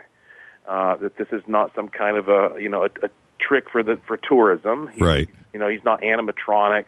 That there's not some fishing line hooked up. I mean, I didn't know. I was there to figure this out. Right. But when they removed the case from him, and I was able to do my investigation of him, and not only that, but I was there for a week investigating him. There was one night when the museum was closed, and they allowed me to go in there and spend time with Robert the doll for hours in the middle of the night, from probably 1 to 3 o'clock in the morning. You are out of your mind, Joshua. I've wondered, your mind. Oh man, were you armed? Wow. Okay. Yeah. You told me this story off the air before. Go ahead. Tell us what happened that night. Well, that particular night, I mean, there was nothing too extraordinary that happened, but I just felt more and more like that, we were cool with each other, whatever that means. And then, but you see, it was when they actually removed the case that things sort of picked up. Because you can imagine, if this doll has some consciousness, then it's going to be excited about having this case moved after 4 years. And so I had a bunch of equipment. I was by myself, and so I was trying to set up all the equipment and man my cameras. And at that point in time, this was during the day, and so there were other people who were around from time to time drifting through the museum. And at one point, there was a couple from New Jersey, and all of a sudden, it was one of those things where I had my back turned, and I hear them both go, "Oh my God!" And I turn around, "What was it?" And the woman and the man both swore that he had moved his body. In fact, I'm looking right now at the actual quote. The man said, quote, "He just wiggled his right foot, I swear." The woman just exclaimed, "My God," and said, "I asked if I could photograph him," and, quote, "he nodded his head," end quote. So, I'm standing right there, but my back is turned when these people who seem like perfectly rational people who were just on vacation from New Jersey are overcome with this, ecstatic wonder that for them, everything they've heard about Robert has been instantly confirmed. And so I turn around and I'm like waiting. Well, do that for me, Robert. Right. Your cameras weren't switched on, of course. No. I never saw him move like that. Right. And never once. And yet I discovered other remarkable things about him. For one thing, I took a 3D camera with me that uses 35 millimeter film. And I took a number of rolls of film. Let's see, I believe I made 72 exposures. And of course, I've taken thousands and thousands of pictures with this 3D camera all over the world. I'm very familiar with how to use this thing properly. Took 72 exposures. I left directly, and I had them all developed. I even talked to the person developing them, explaining in detail, these are 3D images, so expect there to be 2 images per print, et cetera, et cetera. And when I came back to get the pictures, out of all 72, there were only 5 that developed. The rest of the rolls were absolutely blank. What? Nothing on them. Has it ever happened before with the camera? Never, ever has anything even remotely close to that happened. Now, this was with the box off? Yes. It reminds me of, look, when I let our family's rabbit out of the cage, let him run around the house, he's happy.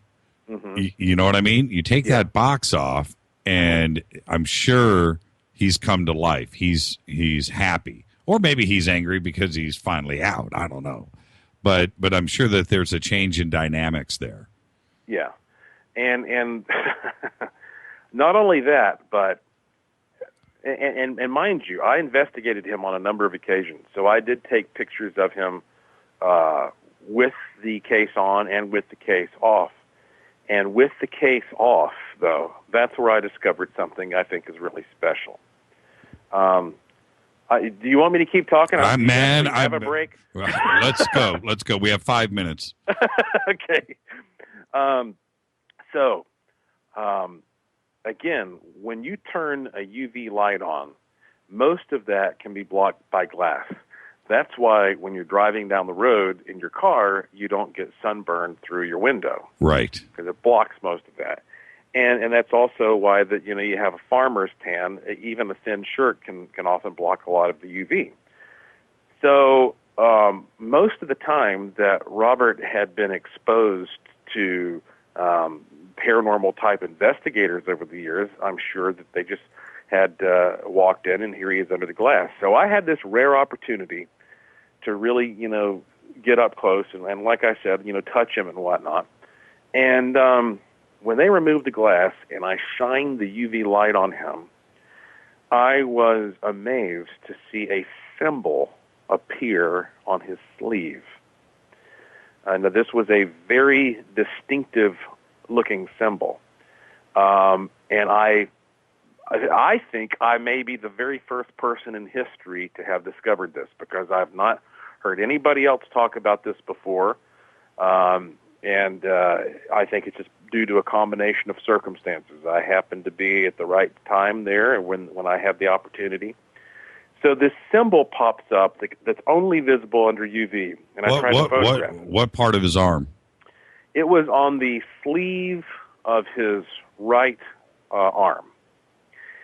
And this symbol was perplexing to me at the time. So it's the arm that the little stuffed animal is leaning on? Yes. Okay, gotcha. Yep, that's right.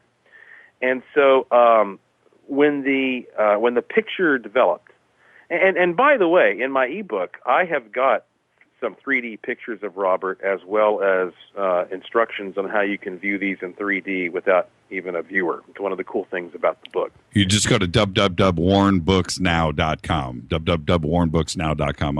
I'll tweet that out. Okay, keep going. Sure. Oh man. So under the UV, this symbol appears that to me at first looked a lot like maybe a snowflake. And which, of course, and I'm not saying it looked like a snowflake. That's just the closest thing that I could relate to it. A very intricate symbol, but one that didn't seem to belong there. And now, mind you, for those listening who don't know, the story has always been that this doll was created by a servant of a wealthy family in 1904 who was from Haiti or perhaps part of Africa. It's unclear. And that when she made this doll to sort of mimic the little boy in the family, she may have included something in there of a magical nature, perhaps even of a negative nature. We know that there are certain body fluids that will show up under a black light that will fluoresce. There may have been some blood used to make this thing, because blood is one of those things that can fluoresce. There are other body fluids, and so I didn't know what to make of it. Well, later, how big was the symbol? About the size of a nickel, I would say. About the size of a nickel. You're suspecting snowflake, and that's interesting too as well, because it's symmetrical. So you're saying it was a repeating pattern? Well, but that's the thing. It really wasn't. I mean, there's a picture of this thing in the ebook at warrenbooksnow.com, and I would not say it looked like a snowflake. Just that was the closest thing that it reminded me of. And so later, I started researching symbols, and I came across this book that has ancient symbols, magical symbols, dating back thousands of years, called the Sefer Raziel HaMalakah. Now, this is an old book of magic that really dates all the way to the cradle of civilization there around Babylonia and parts of the Middle East. And there is what they call a sigil, a magical sigil that I think looks very similar. And, of course... I'm going to cut you off. Okay. I'm looking at the picture now. Mm-hmm. What the heck is that? You see what I mean? What is that? It's snowflake-ish. You know what? Kind of looks like a tree, too, maybe. But there is definitely something there. Yeah, that is something. There's nothing else on the entire sleeve. It's like night and day. It's obviously there. What do you make of that? I need to blow this up a little bit here. That is crazy. That is something. What is it? Yeah, I don't. You're right. It's not symmetrical, but it is. What's the word? Biological. You know, it looks. It doesn't look painted. It looks biological. I don't know how to explain it. That is very interesting, and creepy, and intentional. All of the above. Yeah, you definitely discovered something here. For everybody, it's on page 15. I have the book. Yeah. Wow. Okay, continue. I didn't mean to cut you off, but that needs to be explained. Okay, keep going. Well, so I found this thing, and I'm still not sure what it is, what it means, but it seemed to indicate to me that maybe, sure enough, some biological substance was used in the creation of the doll. And then my imagination really started running wild, and I thought, what if this doll is full of biological things? Because nobody has ever X-rayed Robert the doll. And that is what I would like to see happen. I would like to see some effort made. How hard would that be? It would be very, very simple to do. Take this doll and have it scanned in a variety of ways, and let's just see what's inside of him. We might find something inside that's disturbing, because there are people in Key West who are so protective of Robert the doll that I think they would edit, so to speak, and censor the things that might be revealed that are a little bit too outrageous. We just don't know what's inside him. But I will tell you this. When I came back from that trip, a whole series of weird things had been happening at my house while I was gone. For one thing, before I even get into that, one of the last things I did in Key West, literally hours before I got on the airplane to go back, is I went to the Mel Fisher Maritime Museum. And, of course, he discovered... Yeah, the treasure hunter. Yeah, the Atoshia, I believe it's called. And so they had a display where you could reach through a sort of an acrylic case, and you could there was sort of a hole about, big enough for your fist to slip through. And you could reach in and you could pick up a bar of gold that was worth something like $500,000. And then you could just lift it up and put it back down and then pull your hand back out. And interestingly enough, after you do this, they would give you a sticker saying, "I lifted a gold bar." Mm-hmm. And then I think less than 7 days after I left Key West, somebody went into that museum and stole that gold bar. Nobody is sure how they did it. In fact, if you look at the security camera footage, it's one of the weirdest things I've ever seen. because it looks like somebody just walks up to that case and just reaches in and takes that bar of gold out like magic. And that case is still unsolved. Nobody knows how somebody reached into this case and walked out. That was pretty bizarre.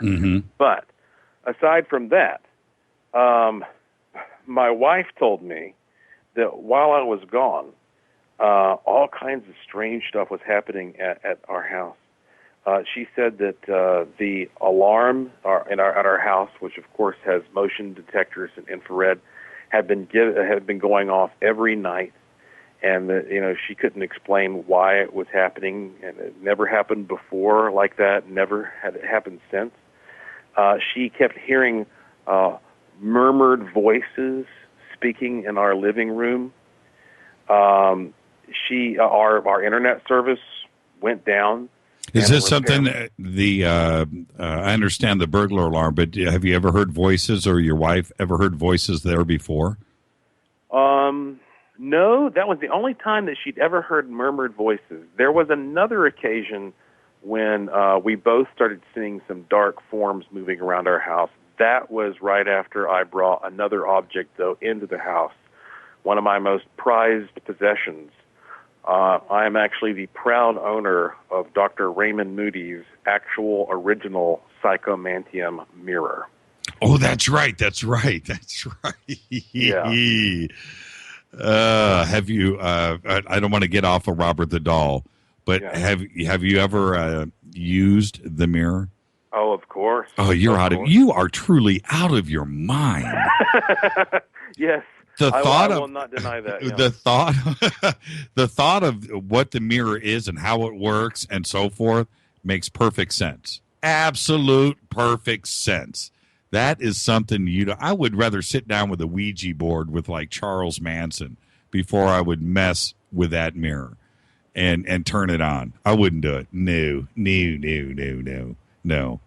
Okay, back to Robert the Doll. I want to know if you what you saw in the mirrors. Okay. That is crazy. How big is it? It's actually not that big. It's probably about a couple feet by a couple feet. Right. Yeah. Wow. And it has a big ornate wooden carved frame that Dr. Moody himself hand-painted black. And, he traveled all around the world with this mirror, pretty much educating people on how the Psychomantium works. He did this for decades, and so thousands of people around the world have sat there and looked into that mirror and focused their intention on seeing a ghost, and in many cases saw not only a ghost, but had the experience of a complete full-bodied entity walking out of that mirror and interacting with them. Oh, man. Yeah. I wouldn't. I just wouldn't. I mean, I just wouldn't. Okay, back to, when I'm looking at this infrared or UV image, there's something else that I see here that you didn't reference. But if you kind of squint your eyes, I almost see a little being with wings, a wing on the left, a wing going off to the right, and a head in the center with a little body. Have you ever had that hit you? No. Okay. No, I haven't. You're telling me something new. Yeah. I see. Can you pull the image up? Can you pull it up real quick? Yeah. Okay. Yeah. Pull it up. What I see, and I see it in the enlargement, and I see it both in the small one of the full arm and the enlargement. So I see it both ways. Now, so let me describe this to you. Go to the enlargement, the one that's on page 21. Okay, I'm still getting there. Okay, that's all right. For everybody, it's www.warrenbooksnow.com. I read this whole thing today. I was like, man, this is so me. This is so cool. And as you can tell, I wrote this book in a very, very simple style so that all ages can all ages can understand it and appreciate it. Okay, so I've got the image up here now. Okay, right in the center at 12 o'clock, right? Uh-huh. Okay, that's the head. That little ball, there's a head. I see some eyes, like a little face, looking to almost to the left. Okay. Okay, now right below his chin, see that arch up? That's the top of the wing, and then it comes down, and there's a little triangle there, and it's like an arm with a wing. Now look to the right of his face, and the same thing goes up, and it looks like another wing going off to the left or to the right. So you have these two wings, and then you got this like body coming down with like flowing robes coming down below it. That's what it kind of looks like. Do you see it? It's almost not a bat wing. It's kind of an little angel wing to the left. Yeah. Under his chin, and then it's the same thing. Squint your eyes a little bit and take another look. Oh, I can see it. Yeah, especially the way the little tips of the wings kind of arc up. Yes. Yeah, that's that looks pretty trippy. And I see the body, and look down below where the legs would be, so to speak. At 6 o'clock, and you've got 3 or 4 downstroke things. It's almost like flowing robes that would be around feet or something. But I don't know. You see what you see, but that's kind of it's kind of what I see in this image, which is kind of creepy. I need to send you a really high definition version of that image because obviously what you're looking at here is in the ebook, but I'd like to send you the original, the big giant one. I would love to see it. Now that I told you what I told you. Yeah. Now go back to the arm shot up on page 15. Okay. Let's see here. And check that out. It looks, that looks like something that would be on a coin. There's some kind of thing, an angel with wings and a little head right in the middle. Yeah. You're right. Okay. Wow. Well, we'll see. I want to see that. I want to see the big images too. Absolutely, crank those to me. Okay. Okay. We missed the break and everything. This is Fade to Black on Dark Matter Radio Network. We are bespoke radio for the masses. I'm your so humble host, Jimmy Church, talking with our good friend Joshua P. Warren, who was completely solidly booked for Halloween. I begged, and he was booked, and it was my fault. I did it too late, but here we are tonight, and I'm so thankful that you're joining us. Now, you started to touch upon, before we got off on this segue here on this object on the arm, the history of Robert the Doll with the nanny. And, everything it has been and has stayed in Key West. So when you talk about Haiti or voodoo or this kind of stuff, that's what happens in the Caribbean, and that's exactly where Key West is, through that whole vibe that goes on down there.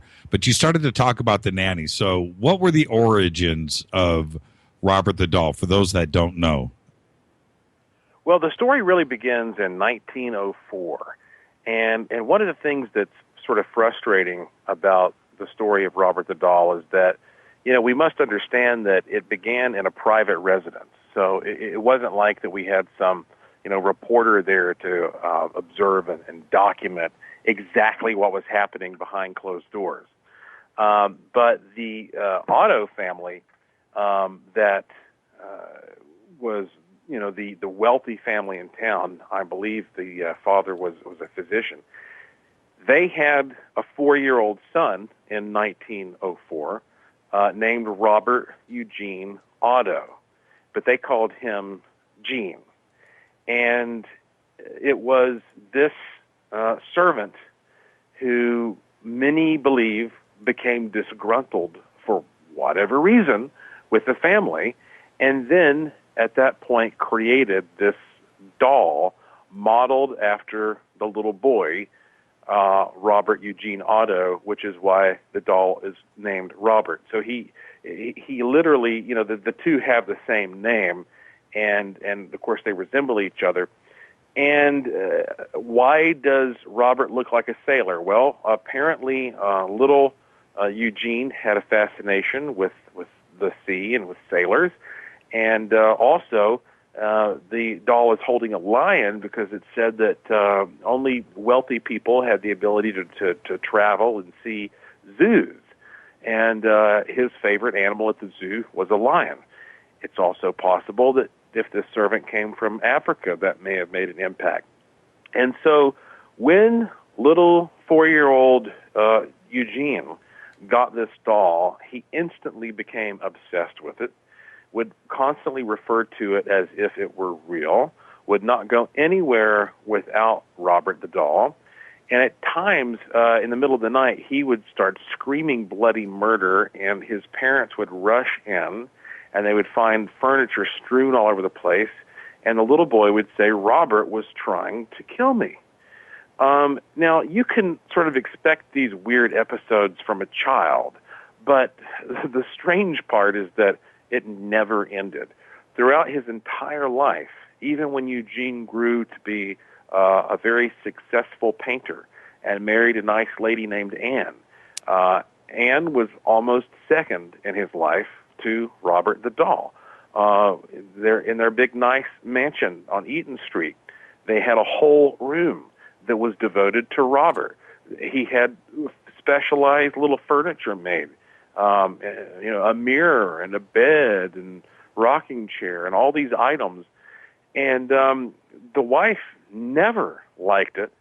And what some people found particularly unsettling is that the locals will tell you there were times when Anne would show up in town with bruises on her face. And eventually people would say, what's going on here? And they would confront Eugene and say, "Are you beating your wife?" And he would sort of roll his eyes and say, "Robert did it." Oh, man. Yeah. She disliked the relationship her husband had with Robert the doll so much that when Eugene finally died in the 1970s and she decided to sell that house, she moved out all of her belongings, but she left Robert there with all the little furniture and didn't touch any of it. At that time, all of it had been in the attic. Yeah, it was on the top floor, right?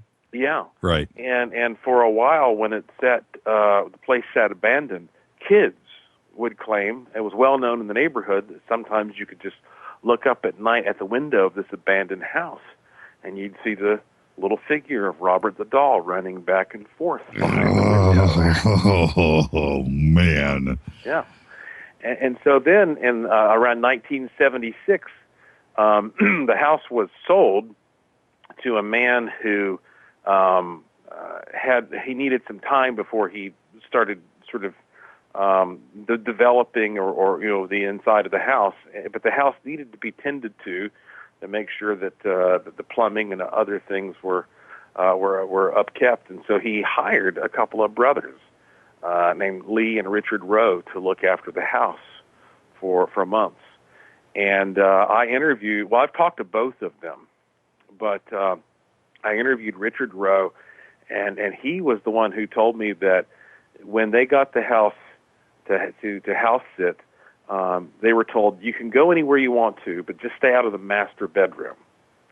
Well, there was only one telephone in the house, and it was in the master bedroom. And so they went in, they broke the rules, they went to the master bedroom, and at that point, Robert and all his stuff had been moved into that room. That's when they first met Robert. And they said, talk about it sending a chill down your spine instantly. It didn't take long before they started seeing Robert move and rock in his chair. One of the brothers would even sleep at night with a sword. Yeah. He swore that he saw Robert getting up and running around.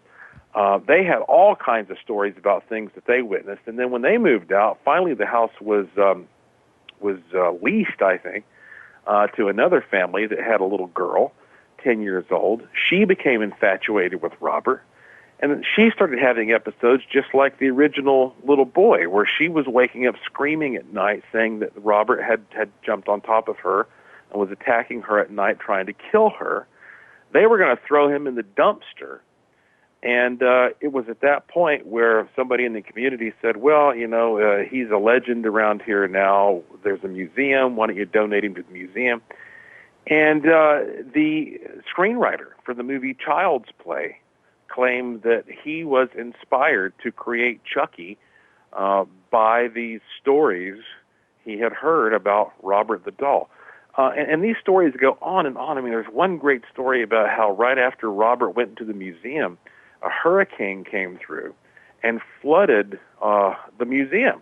And, of course, everybody had to evacuate. When they came back days later, when the water had receded, the staff, walked in just sick to see what kind of damage had been done. And they went in, they saw, the high water mark, and they're looking around at all the artifacts, and they get to the chair where Robert was, and he was gone. And they thought, oh, man, I guess the doll got washed away.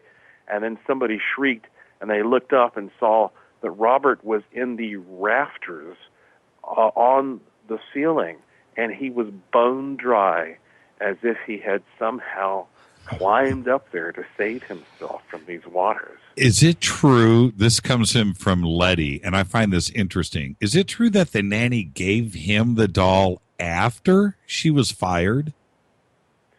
Well, we don't know. That's the thing. It's like all you have is hearsay when it comes to those early years. It is my understanding, I'd always heard, that she wasn't fired when she gave the doll, but that she was definitely on the down end of her employment. Something had gone wrong. We can only speculate as to what the problem was. But the general, sort of gist of the origin here is that when she passed this doll along, there was a kind of a curse that was passed along with him. And that, I find it really interesting that sometimes you have people who want to curse somebody, and they just blatantly go out and project all of this very clear, plain negativity and bad wishes on them. In other cases, you have people who do a different type of curse. And the difference is, well, if you are sending a bunch of negative thoughts to somebody, well, those negative thoughts may project and reflect back on you, because for every action there's an opposite but equal reaction. That's right. However, if you produce an object that acts almost like a mirror that reflects the individual's own negativity back to that individual, you might be able to curse a person without having the repercussions of that curse reflect back to you. Oh, that's frightening. Yeah.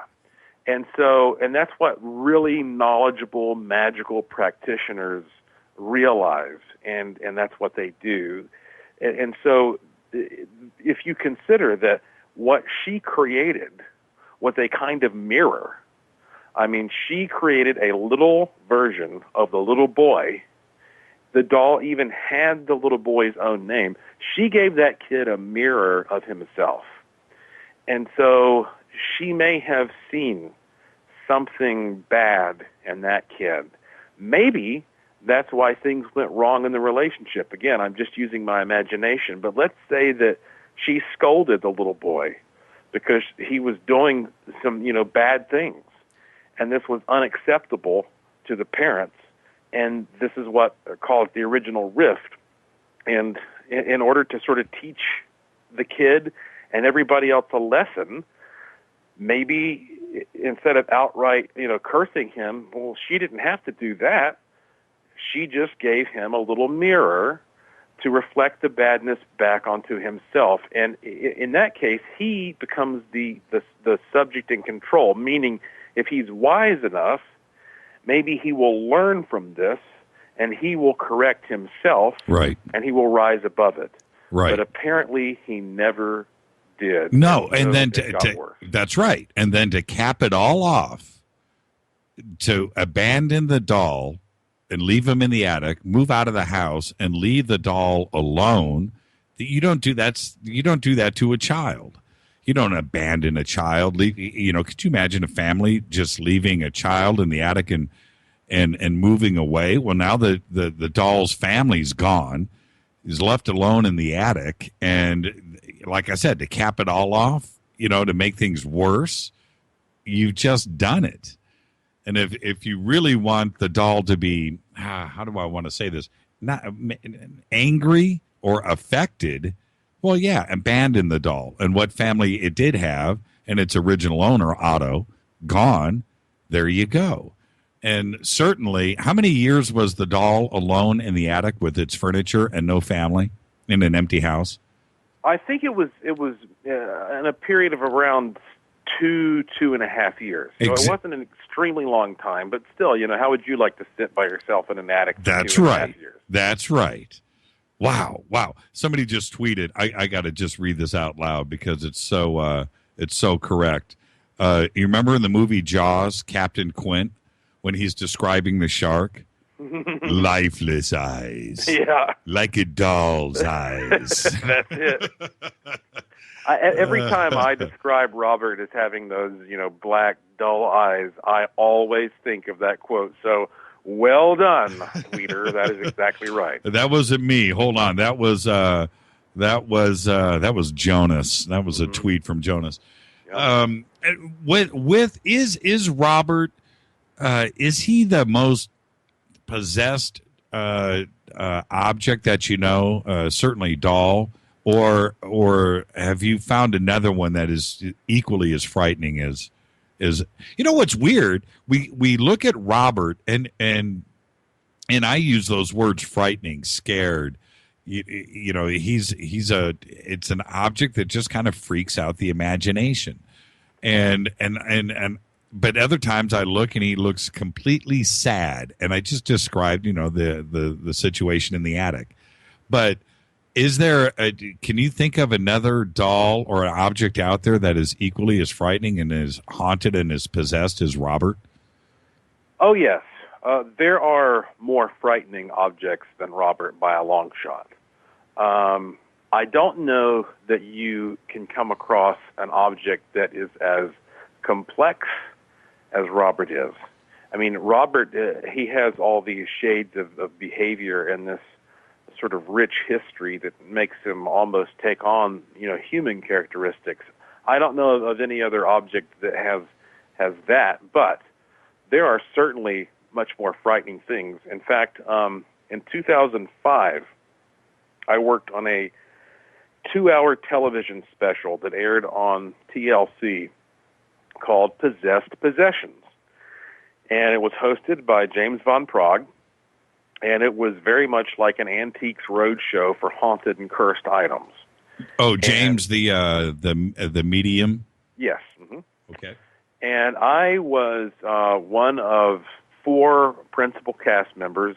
There was James, then there were 2 psychics, and then I was the guy with all the gadgets and gizmos who was sort of taking measurements and trying to provide, some semblance of scientific perspective on what was happening here.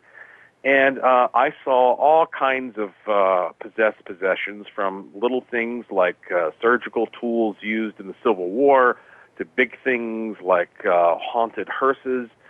And yet the one item that stands out most in my mind was an African tribal mask that was brought in by a man who told this incredible story.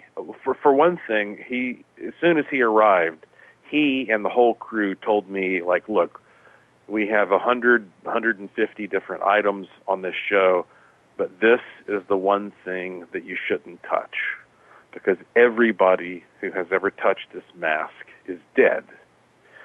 And even the owner of the mask was terminally ill with cancer. So he was the closest thing to a living person who has touched this mask. And this was not treated at all in a joking or lighthearted manner. Everybody said, don't touch the damn mask. So, and it was a big, creepy-looking thing. Oh, my gosh. You're talking about just, you could make a horror movie with somebody wearing this mask. And apparently, there, are tribes in Africa that will secure their territory by taking a horrific, demonic-looking carved mask and putting it through these terrible rituals where they're drenching it with human blood and whatnot, and then they'll post this on a tree somewhere. So whereas we might put up a fence or something around our property, they just stick this thing up, and it keeps people away. And if you're in that area and you know what it is and you see this mask, you turn around and you walk the other way. Right. So there was a part of the show when they said to me, we're going to interview this man, this dying man, about the story of how he got this mask. And when he reaches a certain point in the story, we want you, Joshua, to come out and lift the big, heavy glass case off of the mask so the psychics can come out and get a feel for it. And, of course, my initial response was, this was not in my job description. No, this is a bad idea. This is just a bad. Okay, let's go. Okay, hold on. This is Fade to Black, bespoke radio for the masses. I'm your host, Jimmy Church. We're talking with Joshua P. Warren. Joshua, I didn't mean to cut you off, but now you're free to go. Fly a mission. Drop a bomb. Well, let's go. Ask you, how long can we go? Because I don't, what's our time frame like here, Jim? We can go 55 minutes. You don't have another guest tonight, huh? No, it's all you. Oh, okay. I was going to take some calls and stuff, but this happens every time you're on. We're just going to end up running out of time anyway. So, okay. So the dying man is being interviewed. The mask is not in the same room, I'm hoping. Please don't tell me it's not in the same room. Oh, yeah. Oh, it's in the same room? You're going to do this in front of the dying? Yeah. Man, this is just a bad idea. Okay, so what happens next? So I'm trying my best to talk to these producers because we have a set. It was a huge production. There were probably 50 PAs running around. Can't we get somebody who's a part of the crew to come out and remove the case? I mean, why do I have to do why me? Yeah, and because just to give you an idea, this mask. Now, okay, I'm 6'2". I'm a big guy. I it's no problem for me to lift this case up, theoretically, but this mask was quite large. It's probably about 2.5 or 3 feet tall, sitting on a stand, with a nice heavy glass case over it. And glass cases are heavy, and this glass case is just large enough to sit perfectly around this mask. And so if I am to lift this thing off, that means that I have to lift this case up to just the perfect spot and then tilt it back at the perfect angle in order to clear this mask. And of course, if I fumble at any point, I'm going to tip the thing over, and it's probably going to come crashing down on me or somebody else. Well, it turns out nobody else was close enough, so it was just me. So I went back and forth, and you know what? At this point in my career, I would have not done this. At that point, though, I said, okay, fine. I just wanted to make the producers happy. So it was about time for us to shoot this thing. And the talk, the whole set was, oh my God, I hope he doesn't touch this mask. I go into the makeup room. I'm sitting there. The makeup ladies are coming in. Please, Joshua, whatever you do, don't touch the mask. I'm like, I know. So finally it comes time for us to shoot this scene. They're rolling, and they give me the cue. The guy tells the story of the mask. Now I come out to lift this case up. So I come walking out, you can hear a pin drop on the set. Everybody's holding their breath. So I reach down and I start lifting up this case with my bare hands. So I didn't have a suction cup or anything. So I lift the case, and the higher my arms get, the heavier the case gets, and it gets at what I think is just the right spot, and I start tilting it back, and I'll be darned if I did not totally screw up, and the case hits this mask as I'm trying to pull it back, and you can hear everybody take a deep breath, and the mask wobbles, boom, boom, boom, boom, boom, boom, back and forth. Oh, man. And I'm just like, this is like deactivating a bomb. Yes, right? yes. You know, a bead of sweat drops, and it just sets everything off. So I just freeze as this mask just, sort of bobs back and forth, and stabilizes. And then I remove it the rest of the way, and I get away, and I put it down. I've achieved the goal, and I said, okay, screw you guys. That's it. That was my one take. I'm not doing this again. So I did not touch this mask. And the rest of the segment went on as was planned, and everybody was very happy with it. Unfortunately, that gentleman is dead now. And the point being, you asked me if there are more frightening objects than Robert. Right. I was happy to touch Robert. That thing was frightening. And there are objects out there that were specifically designed to bring the most horrible, negative, decaying, life-sucking energy possible to those who near it. And that would be one of them. And so you have to avoid certain objects at all costs. Did anything happen, to you after that? And what were the mediums, like John and other people on the set? Did they get any vibes from the wobbling mask? Well, the two psychics were Karen Reese and Laura Lee, and those ladies are so impressive. Right. That until I met them, I was never sure how much I believed about so-called psychics. But that experience was very significant to me because the way the show was set up, they sequestered the psychics during the period of time when the owner of each object was talking about the object's history. And I was there, and I knew for a fact they were sequestered and sealed off. And then they would come out and start telling us, just mind-boggling specific details about these items. In fact, at that point in time, I even took full advantage of my opportunities to question them, and they proved to me that they have real ability. In fact, I have had a number of friends who have died, and I would say, okay, I'm thinking about a friend who died. That's all I would say, and I would say, what are you picking up? I wouldn't say if it was a male or a female or anything else, and they would tell me just, startling details.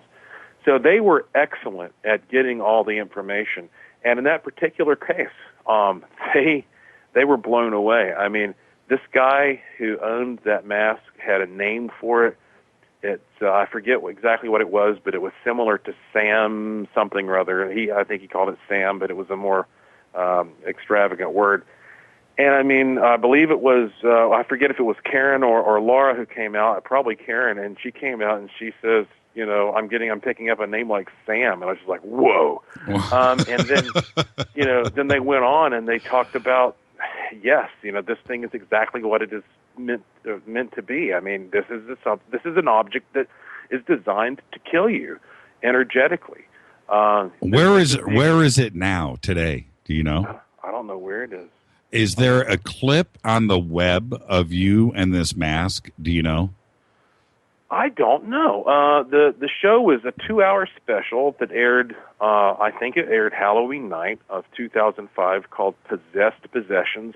We shot it on the Queen Mary in Long Beach, California. Right. And I know that I have seen it re-aired a few times on TV since then.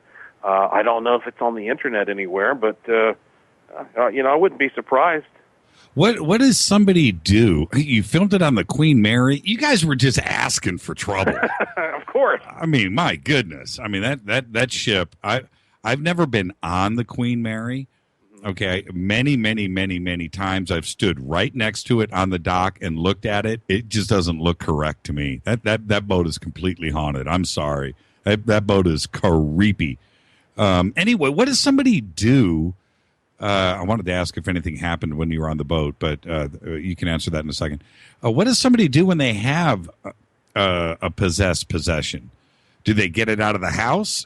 And does that possession follow the object, or can you what do you do? Well, it depends. They say that one of the ways you can almost feel certain that you are encountering a possessed possession is if you're at a yard sale or a flea market and you see something that looks really nice and fairly expensive, but whoever owns it is practically willing to give it away. Yeah, it's a telltale sign. Yeah. How much is this? It's free. Yeah. And, of course, at my museum in Asheville, the Asheville Mystery Museum, I get all kinds of things that are sent to me, and some of them I accept and some of them I do not accept. In fact, right now, it's interesting timing for this conversation because my sister deals in antiquities and all kinds of other unusual things, and she just recently went to an estate sale and found a lot of Middle Eastern antiquities, including a quote-unquote real genie lamp. And so she bought this stuff, and she said, hey, maybe this would be right for your museum. And she said, according to tradition, you rub it and you get one wish out of it. And so she said she rubbed it and she made a wish and it came true. And so I said, well, let me try it, and because she knows I'm into wishing machines and all that, even though I'm kind of wished out because I have wishing machines. Right. And so I rubbed the lamp and I made a wish, and the wish came true. As a matter of fact, I'll tell you what mine was. To be absolutely frank with you, I'd had this kind of weirdo who was harassing me, had been doing so for weeks, and I wanted it to stop. So I thought, this is an unusual situation and an unusual item. So I made my wish, and I think it was about 2 hours later, I got an email from this person apologizing, saying, I'm not going to bother you anymore, and that was the end of it. Send that sucker to me. Well, what's funny is that I know this sounds very crass and commercial, but I decided that I would put this every Christmas. I try to take something from the museum and put it on eBay and put the funds to the museum. So right now as we speak, if you go to eBay and you type in something like real genie lamp, or you go to my Facebook page, I put it on Facebook, and I'm going to sell that thing. And, I've already gotten my wish. I wish other people could have the opportunity to see. I'm not trying to explain how these things work, but when I get these objects in, I take them seriously. And sometimes they're fantastic and they're good and they're filled with wonder, like the genie lamp.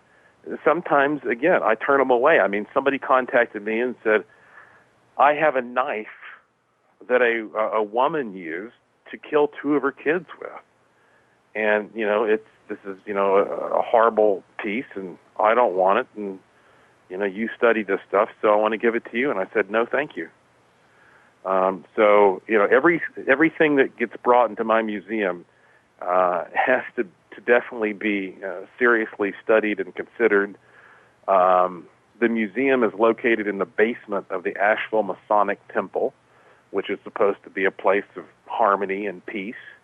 And I'm very particular about the things I put in there because I believe that objects can hold energy. And you know how it is, Jimmy? You can take a knife or let's just say a nail, an iron nail, and you can stroke it a few times with a magnet, and then that nail becomes magnetized. Well, that happens because you're polarizing the molecules inside the nail. It's taking on the qualities of what it has been subjected to over and over again. Mm-hmm. And I think that all objects can potentially become sort of sympathetically aligned to the energy that is around them. And so what that means is that whether or not the object literally becomes possessed, the object becomes so influenced and molecularly realigned with the energy around it that it becomes an antenna for that type of energy. It becomes tuned to that type of energy, and that's what you get when you're around it. I'm looking at the lamp right now. It doesn't, the classic genie lamp, it doesn't have that you know what I'm saying, that which you see in the cartoons and so forth. It's kind of strange looking. I don't know. It's actually Persian. It's from the 1800s. I contacted some experts in New York and had them analyze that lamp. What's it made out of? Is it copper? Yeah, it's Persian copper from the 1800s. And it's actually what they call a ewer, which is a pitcher of some kind. Right. And then I also have a couple of other objects that are included. One is what they think is from the 1700s or early 1800s, which is Turkish tinned copper, a pourer. And then the other object is made of, I didn't have that one analyzed and appraised, but I think it's Egyptian brass. And so, but they're all authentic Middle Eastern antiquities. Wow, and, this Egyptian pot is cool. Yeah.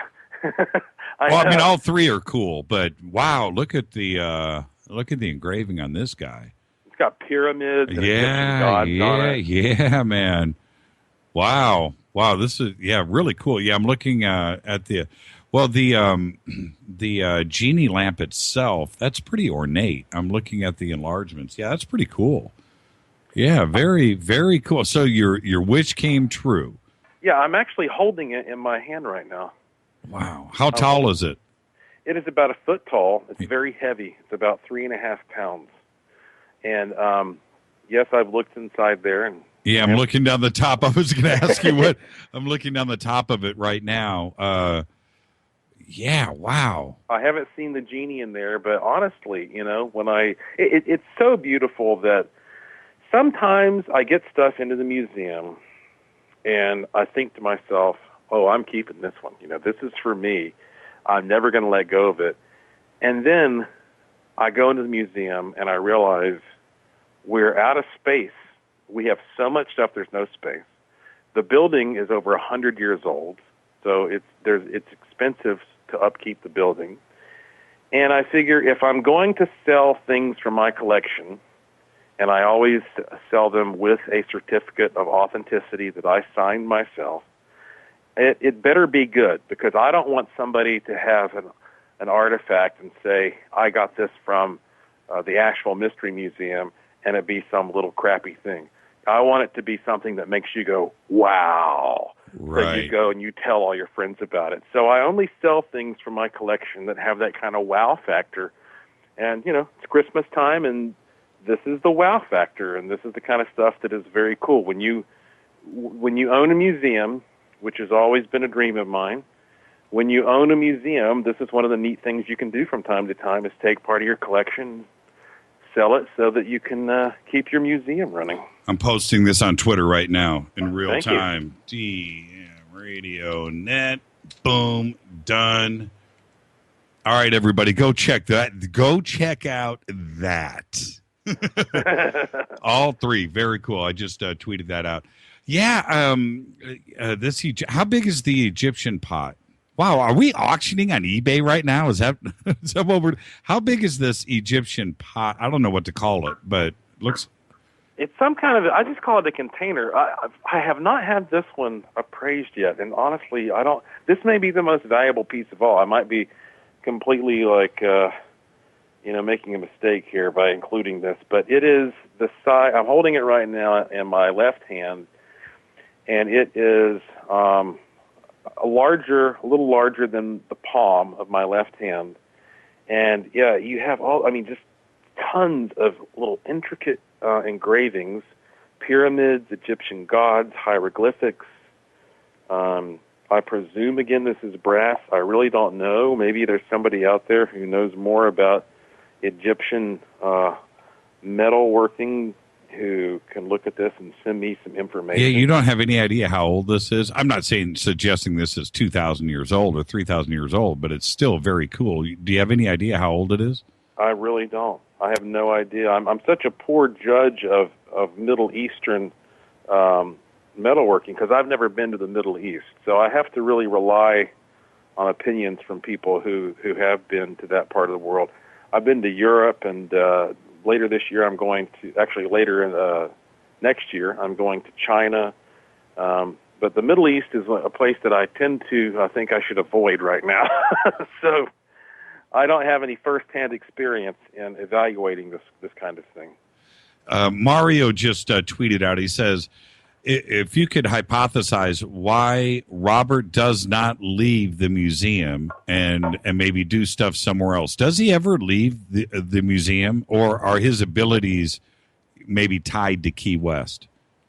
I've never heard about him going any farther than the room that he is in at any given time. You do have people who say that he has, crawled across the floor in a room, but that's as far as it goes.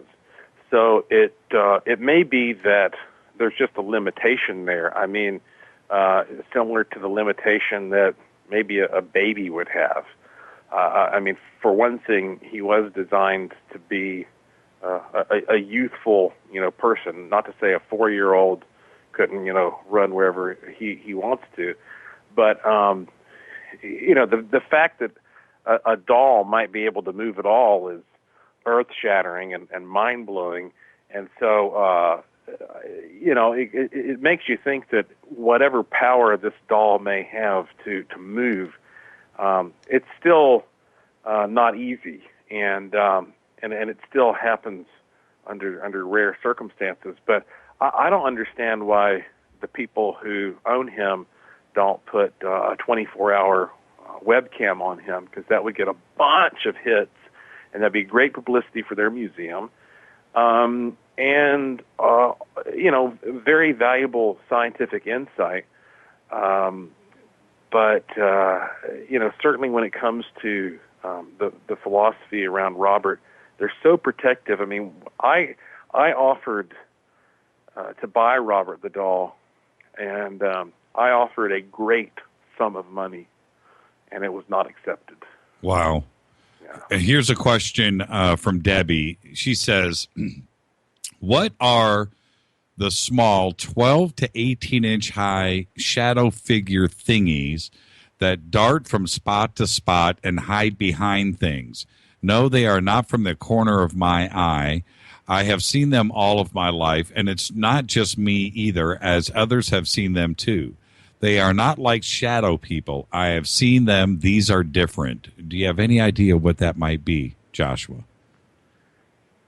Well, now, just to make sure I understand, 12 to 15-inch shadow thingies? Yes. Is that the description? 12 to 18-inch, yes. 12 to 18.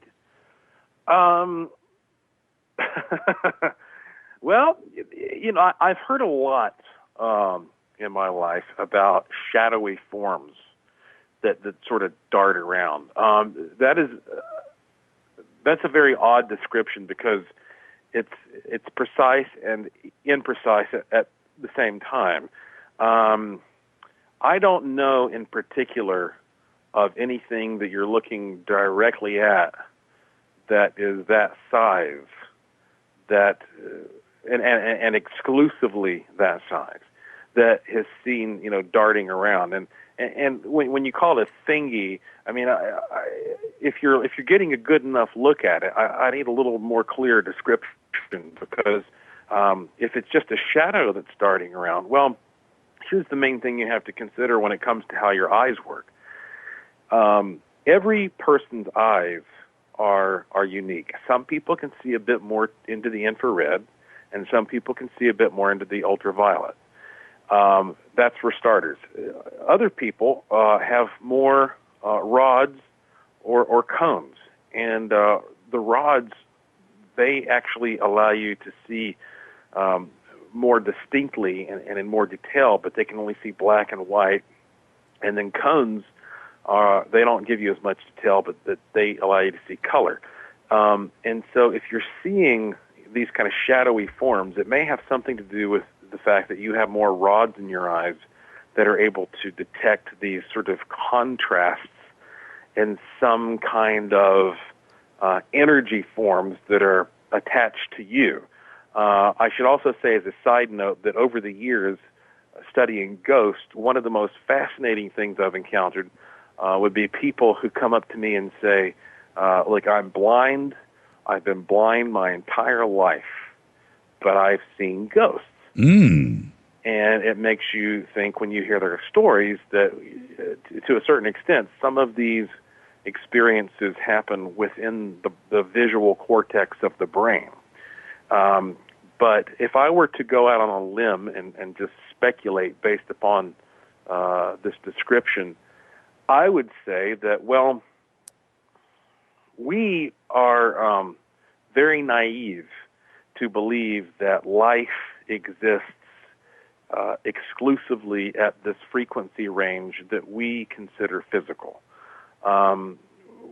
There is life all around us in a multitude of dimensions, at a multitude of frequencies. And that life, it includes little things and big things, and it includes some things that look vaguely familiar. For example, hellhounds, creatures like that, they look enough like dogs in our realm that we identify them as dogs, but they also have these other distinctive characteristics that are very un-Earth-like in terms of glowing red eyes and sometimes this sort of wavy heat-like energy that emanates from them, and they're no legs. In some cases, yeah. And so they're different. They're slightly different. And so I tend to think that we are probably we are cognizant of a slice of the spectrum of life, and yet some people are a little more able to see into that boundary where other life forms exist. And it doesn't mean that just because these forms are at another frequency that they are more intelligent than we are, or aware, or in control of anything. And then they're probably little varmints, for lack of a better word, that happen to exist at a certain level that's just beyond the normal human perception. And I would say that you're possibly getting a glimpse of those things. Yeah, it's completely naive to think that our dimension, what we hear and see and experience in the here and now, is all there is. Completely naive. Completely. Yeah. Well, it is. I mean, there's no reason scientifically to think that. I mean, right now we're surrounded by radio waves, and we are not aware of those waves. We can't directly feel them or see them or experience them because they're moving at a different frequency than we are. And yet, if we were made of radio waves, well, then we would encounter those waves as if they were walls, as if they were physical obstacles, and we would be unable to pass through them. It's when the two things resonate at a similar frequency that they interact and resist each other. And when they're different, that's when they just sort of pass through each other. And then you have these zones where they interact just a little bit, like microwaves. That's why you can put something in the microwave oven and you heat it up just because the microwaves are just the right size to interact just a little bit to make the molecules move around. So there are all kinds of things that are moving around us that are usually outside of the range we can experience, but sometimes, just like you have weather here in the atmosphere or weather in space, you have dimensional weather, and that sort of changes the relationship that we have to these other dimensions, and once in a while it wavers just right so that we're able to glimpse these realms that are usually beyond our normal perception. Okay, this is Fade to Black. I'm your host, Jimmy Church, Bespoke Radio for the Masses. We are only on the Dark Matter Radio Network. I was going to take calls. I think we're going to run out of time. We have another 20 minutes. I'm going to beg for you to stay on because I have two other things that I want to talk about. One, of course, is the wishing machine, which I've always been fascinated with, so I want to get into that. But somebody, I got two tweets. Number one, when we were talking about possessions, the Dybbuk box. And I happen to, somebody just tweeted it now. I happen to watch a special on it or a video a couple of weeks ago. And if there is ever a possessed possession like Robert the Doll, I would say that Dybbuk box is another example of that. Now, I'm not sure I know what you're talking about. It's the wine. It's like it's a wine box. And for some reason, I want to say it's Jewish. It's spelled D-Y-B-B-U-K. Dybbuk. Oh, okay. Okay. Well, if you're not familiar with it, let's not go there. But yeah, I watched a special on it the other day on how it and when and all of the different people that came in possession with it that literally wanted to like give it back, get this out of my house. But okay.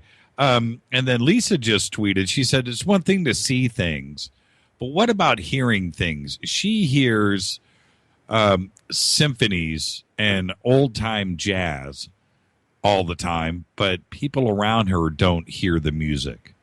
Is it kind of the same thing? Is she sensitive to certain things and certain frequencies that maybe nobody else is hearing, and the music is there for everybody to hear, but you have to be sensitive to it? Well, that is one of those great questions that makes us ponder cause and effect, because I myself am a musically inclined person. I have composed things over the years, nothing extravagant, but bits and pieces for movies I've made, and I play a variety of instruments, and I am able to sort of hear music in my head on command, and I consider that to be just talent. I think that probably Beethoven and Mozart and people like that could do the same thing, and what they were writing was in part this, these tunes that they had in their head. So it may just be that, you're a creative person, and that you're generating this. On the other hand, if you think that you're literally picking up on something that's coming from somewhere else, well, there ought to be a way of testing that. And I'm not sure off the cuff what the parameters would be, but I would say that, if you were to go to a place like, we'll say the Grove Park Inn, since we were talking about that earlier, which was so prominent during the jazz band era, and you're able to walk into there and you start hearing jazz music, well, that would be noteworthy. And then if you walk onto a battlefield and you start hearing, marching drum beats and so on, I mean, these are things that you could do to figure out if you are hearing something ghostly or if you are simply experiencing some music from within.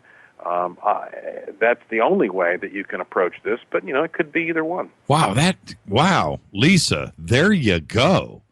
That's interesting. You go to a place where there's activity. Certainly, yeah, that makes a lot of sense. It really does. Wow, interesting. See, I would have never thought of that. I would have looked at it from a completely. That's why you're the professional. Let's just leave it at that. Let's talk. I know we're out of time, so I don't have. I wanted to take some calls, but I knew this was going to end up happening. What is the wishing machine, my friend? Okay. Now, how much time do we have? We have exactly. If we go to credits rolling, we have 25 minutes. Okay, fantastic. Because the wishing machine is a fascinating subject. It's a complex subject, and it preoccupies a lot of my time these days because I've been doing a lot of research and experiments with it because it just continues to impress me so much. As you and all your listeners can tell from our interview, I've spent years not just looking at ghosts and cryptids and ESP and all these sort of paranormal things, interdimensional phenomena, but what I'm really looking at here is the nature of reality itself and what the realistic limits and boundaries are. And what you find is that, of course, ultimately, it all becomes about what you're able to perceive, because we have this misconception that if you want to prove that there's something strange going on, you go out and you measure it with some piece of equipment. But you have to face the fact that that piece of equipment was conceived by a human, made by a human, operated by a human, interpreted by a human. I mean, the human experience is integral to all knowledge. And that's ultimately what it always boils back down to, the human experience. And so the wishing machine is the greatest example of just clearing away everything and looking right at the human mind, because the wishing machine is a mind-powered machine. The traditional standard wishing machine does not take batteries. It doesn't plug into a wall. It's a mind-powered box. It has an input plate and an output plate. It has knobs on it. It has a very weird circuit inside, which we can talk about some if you'd like. Yes. But the idea is that you create a representation of some change that you want to occur within this fabric we call reality. And then you tune through this machine your intention so that your wish comes true. And so you would represent your wish and put it on an input plate. And then there's a particular technique that you use in order to tune the box using the output plate, or what we call the stick plate. And then you put the box away and you wait, and ideally your wish comes true. Now, I first encountered wishing machines. Are there certain wishes that you can't do? I mean, everybody's going to wish for $10 million or a Ferrari. Yeah. Well, that's fine. I mean, you know, the thing is, as long as your wish is within the realm of the natural laws, that's okay. I mean, if you wish to live forever or to fly like Superman, you know, that's not going to happen. Here's the thing about wishing for $10 million. You can wish for $10 million.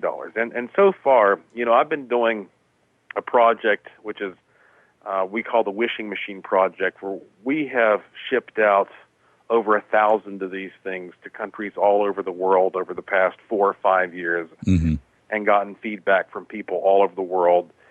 And people have wished for everything you can imagine. We have people who have hit the lottery. We have people who've had divorces dragging on, and they've wrapped them up within a day or two. And, you know, people who've gotten their dream houses and their dream cars, and, I mean, you name it. But what I have found is that if you want money, what your goal should be is to wish not directly for the money, but for the thing that you want the money to provide. So that is to say, if I say, well, I want to wish for $1 million. Say, well, why do you want $1 million? I want $1 million so I can buy a big, nice, fancy house. Well, skip the $1 million. Wish for the big, nice, fancy house. Go straight for the end result, the end product, because money in and of itself is actually just a means to an end. So go for what you want, and that is something that your mind is able to connect with in a realistic, emotional way, because after all, this is a mind-powered machine. So if you owe $500 for your electric bill, don't ask for the $500. Ask for your electric bill to get paid. Yes. Interesting. Exactly. Okay. Yes. That's how you get these things to work. And of course, when I got my first wishing machine, I didn't understand enough about how they worked. I paid $300 for my first one. It was made by a man in California. And I got the machine, and the first thing I did was wish for my $300 back. And yet it worked. Oh, no. Yeah, I wished for $300, and then within, probably less than 2 days, I got a call from a group that wanted me to do, I think it was a 60 to 80-minute speaking engagement where I told ghost stories, and they were offering to pay me exactly $300. Shut up. And I thought it was beyond coincidence. Right. That it was the exact amount that I'd wished for, which is another good thing to understand about how these things tend to materialize wishes. If you wish for something, it's not just going to manifest and drop out of the sky. It actually comes to pass by way of synchronistic circumstances. That's how things realistically manifest. And so it's like you make the wish, you put it away. You don't know exactly how it's going to happen, how it's going to come together for you, but conditions rearrange themselves so that the wish is expressed. But you also have to understand the technique, how to use it properly.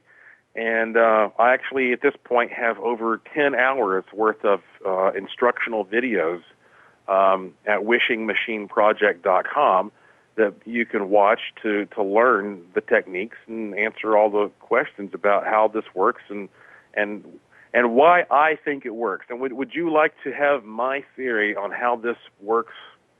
Absolutely. And also, okay, from a more technical aspect, what each knob, what's the purpose? So how do you think it works? Okay, well, for one thing, these machines were invented. They're really called radionic machines, but they've been improved over the years. So if somebody's listening who has experimented with a radionic machine in the past and gotten poor results, well, let me tell you, that's why that we started this project, so that we could learn and figure out from trial and error what seems to be working. And I honestly am happier than I've ever been in my entire life. I live what I consider a dream life right now, and it's because that I understand that you can use this technology, and I use it every single day. And one thing that I realized was that if I have an intention and I send it out there into the universe, well, that intention may bounce around and maybe it'll make some kind of an impact, but then I decide I want to turn my attention to what I'm going to have for dinner that night. And it just, it ends at that point. And I think that these devices work because they are able to take your intention and to continue sending it over and over and over 24 hours a day into the environment.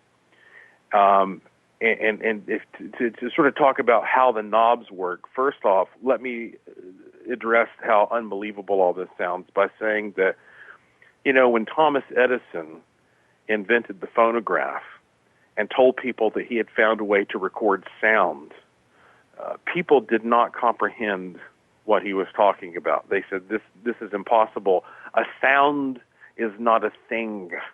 You can't record something that doesn't exist. You can't put your hands around a sound. You can't see it. You can't capture it in a jar. He would go out and he would do demonstrations with the phonograph, and the crowd would think it was a hoax. They thought it was a magic trick, or that he had some ventriloquist around there throwing their voice, or he had hidden tubes. They couldn't comprehend the idea of recording a sound. Well, we can't quite comprehend the idea of recording consciousness, but I think that these machines are able to do that. And they do that because the circuit inside of them, it varies from maker to maker. I have never made a wishing machine, so honestly I cannot speak directly and authoritatively on what's inside of them. But generally, the circuit inside of these machines incorporates three different things. It incorporates gemstones, which often are, quartz, and we were talking about quartz earlier in the show. Has sacred geometry aspects, certain shapes that are related to, archetypes that have been associated with focusing conscious energy, and also what I think of as Tesla-oriented harmonics and coils and that kind of thing. And everybody who makes these machines has their own, little recipe for what they put inside. Since I've never made one, again, I can't tell you precisely how these things are designed to set up and work internally. But externally, the circuit has a number of knobs. And you turn each knob, just like a potentiometer or something that would increase and decrease volume on a radio or a stereo, as you focus on what you want. So essentially, you have the input plate where you represent what I think of as three things. You represent yourself, which could be a picture of yourself or something that you've written your signature on or you put a hair on. Secondly, you represent the thing that you want to change. And thirdly, you represent the change that you want to occur. So that means, let's say I have, let's go back to the money thing, okay? Let's say real quick, there's 9 knobs on it, and you just described 3 things. So each one would be on a separate knob? No, what you do, and of course not all of them have 9 knobs. Our standard unit that we provide right now does, but I'm talking about the materials that you would put on the input plate to represent your wish. I got you, because I've seen different wishing machines out there with 2 knobs, 3 knobs. Yeah. Right. Okay, I got you. Okay, so why 9 knobs on this one? Well, the more knobs that you have, the more specifically you can narrow down what they call the rate or the frequency of your intention that you're sending out. I got you. So this is like looking at the number pi. The more digits that you have, the closer you're getting. Right. Whatever it is. Right. And this device is just it's a good compact size, and 9 knobs is what seems to fit on there practically and aesthetically. I got you. So you're able to fine tune and narrow. Yes. Gotcha. That's right. Okay.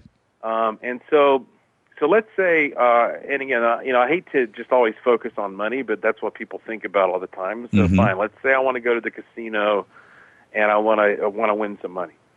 So what I might do is on the input plate, I would try to represent 3 things. 1, myself, because I'm the individual involved here. 2, what I'm trying to affect, which is the casino.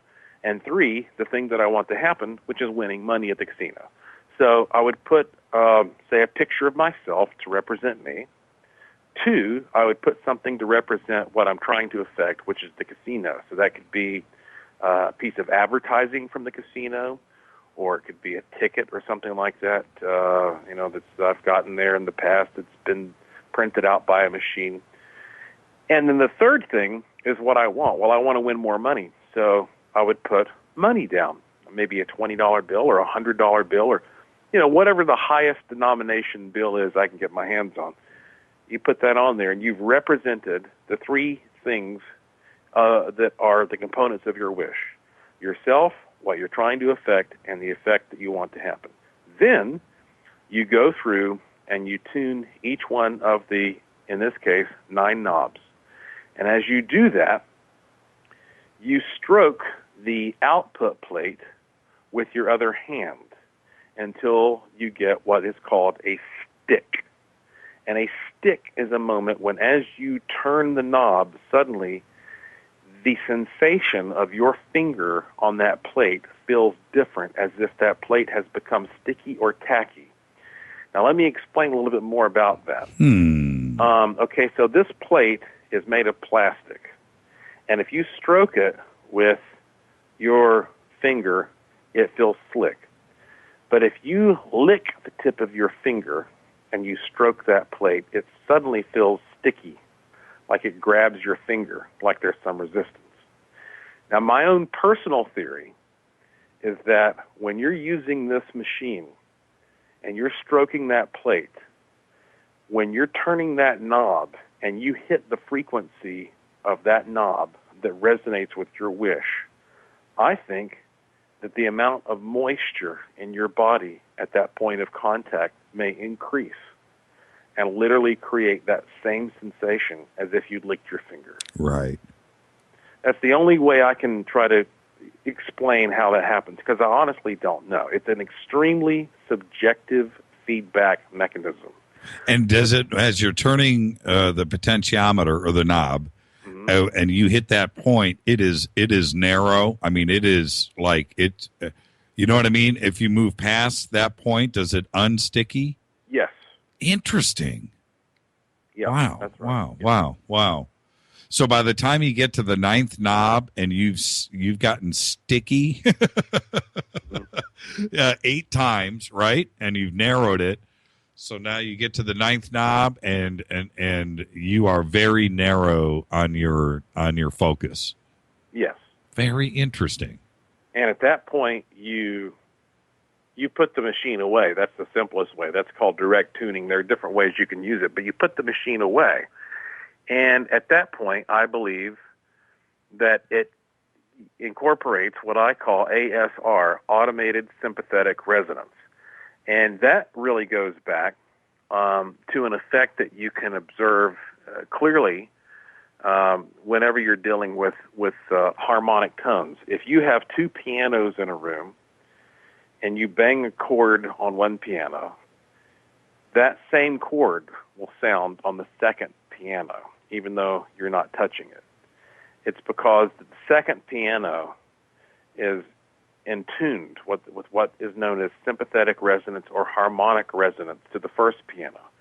If you take a tuning fork, we'll say that's in the key of C, and you have several other tuning forks next to it that are A, B, C, D, E, F, G, and you strike that C key, well, the other C tuning fork will also sound. And in fact, there are YouTube videos you can watch where this effect happens. That essentially, when one signal is sent out into the environment, it activates a corresponding signal to come back. So I believe this thing called sympathetic resonance is what we're really trying to play with, that your mind, when you're thinking something, is sending out a signal. And that signal, according to the laws of physics, are going to activate a similar signal to correspondingly transmit whatever you're sending out back to you. But, again, the problem is we're all very distracted. We live in high, fast-paced lifestyles.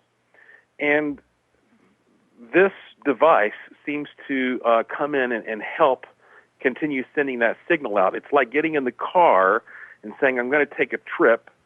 Do I want to read a map, which means every once in a while I've got to take my eyes off the road and look at the map. I might even have to pull over on the side of the road and turn on a light and look at the map. Or do I just want to punch my destination into the GPS Right. and let it do the work for me? Right. I like my GPS. And the wishing machine, I think, is a GPS for your intentions. The mind is strong. Mind is a powerful thing. That is, that's very interesting. And I know you've tried to explain it to me before, but that was the best explanation. I think we actually got through it. Now I understand. It's and it's totally passive. There's no batteries. It's unpowered. It's a passive device. That's right. The standard unit is absolutely passive. Now, we do have other experimental units where you have a plug that will power different coils and things, and to see if that makes a difference. But ultimately, it's a mind-powered machine. And, people who don't understand radionics technology at all, who have never experimented with it, may hear about that kind of thing and say, well, this is the scam of the century. A wishing machine. Give me a break. And yet, I find it ironic that that same person is forming that opinion by using his or her own mind and mind power. And that's all I'm talking about here is refining the mind power by finding a way to tune it through these instruments. And if you go to wishingmachineproject.com and read some of the testimonials there, and you watch the video of some of the live webinars I've done, where I am answering all kinds of questions, including the critical questions, you will see why that this is so fascinating to me. It's because the results that keep coming in from every country you can imagine. Oh, did we lose you? Joshua, you just disappeared.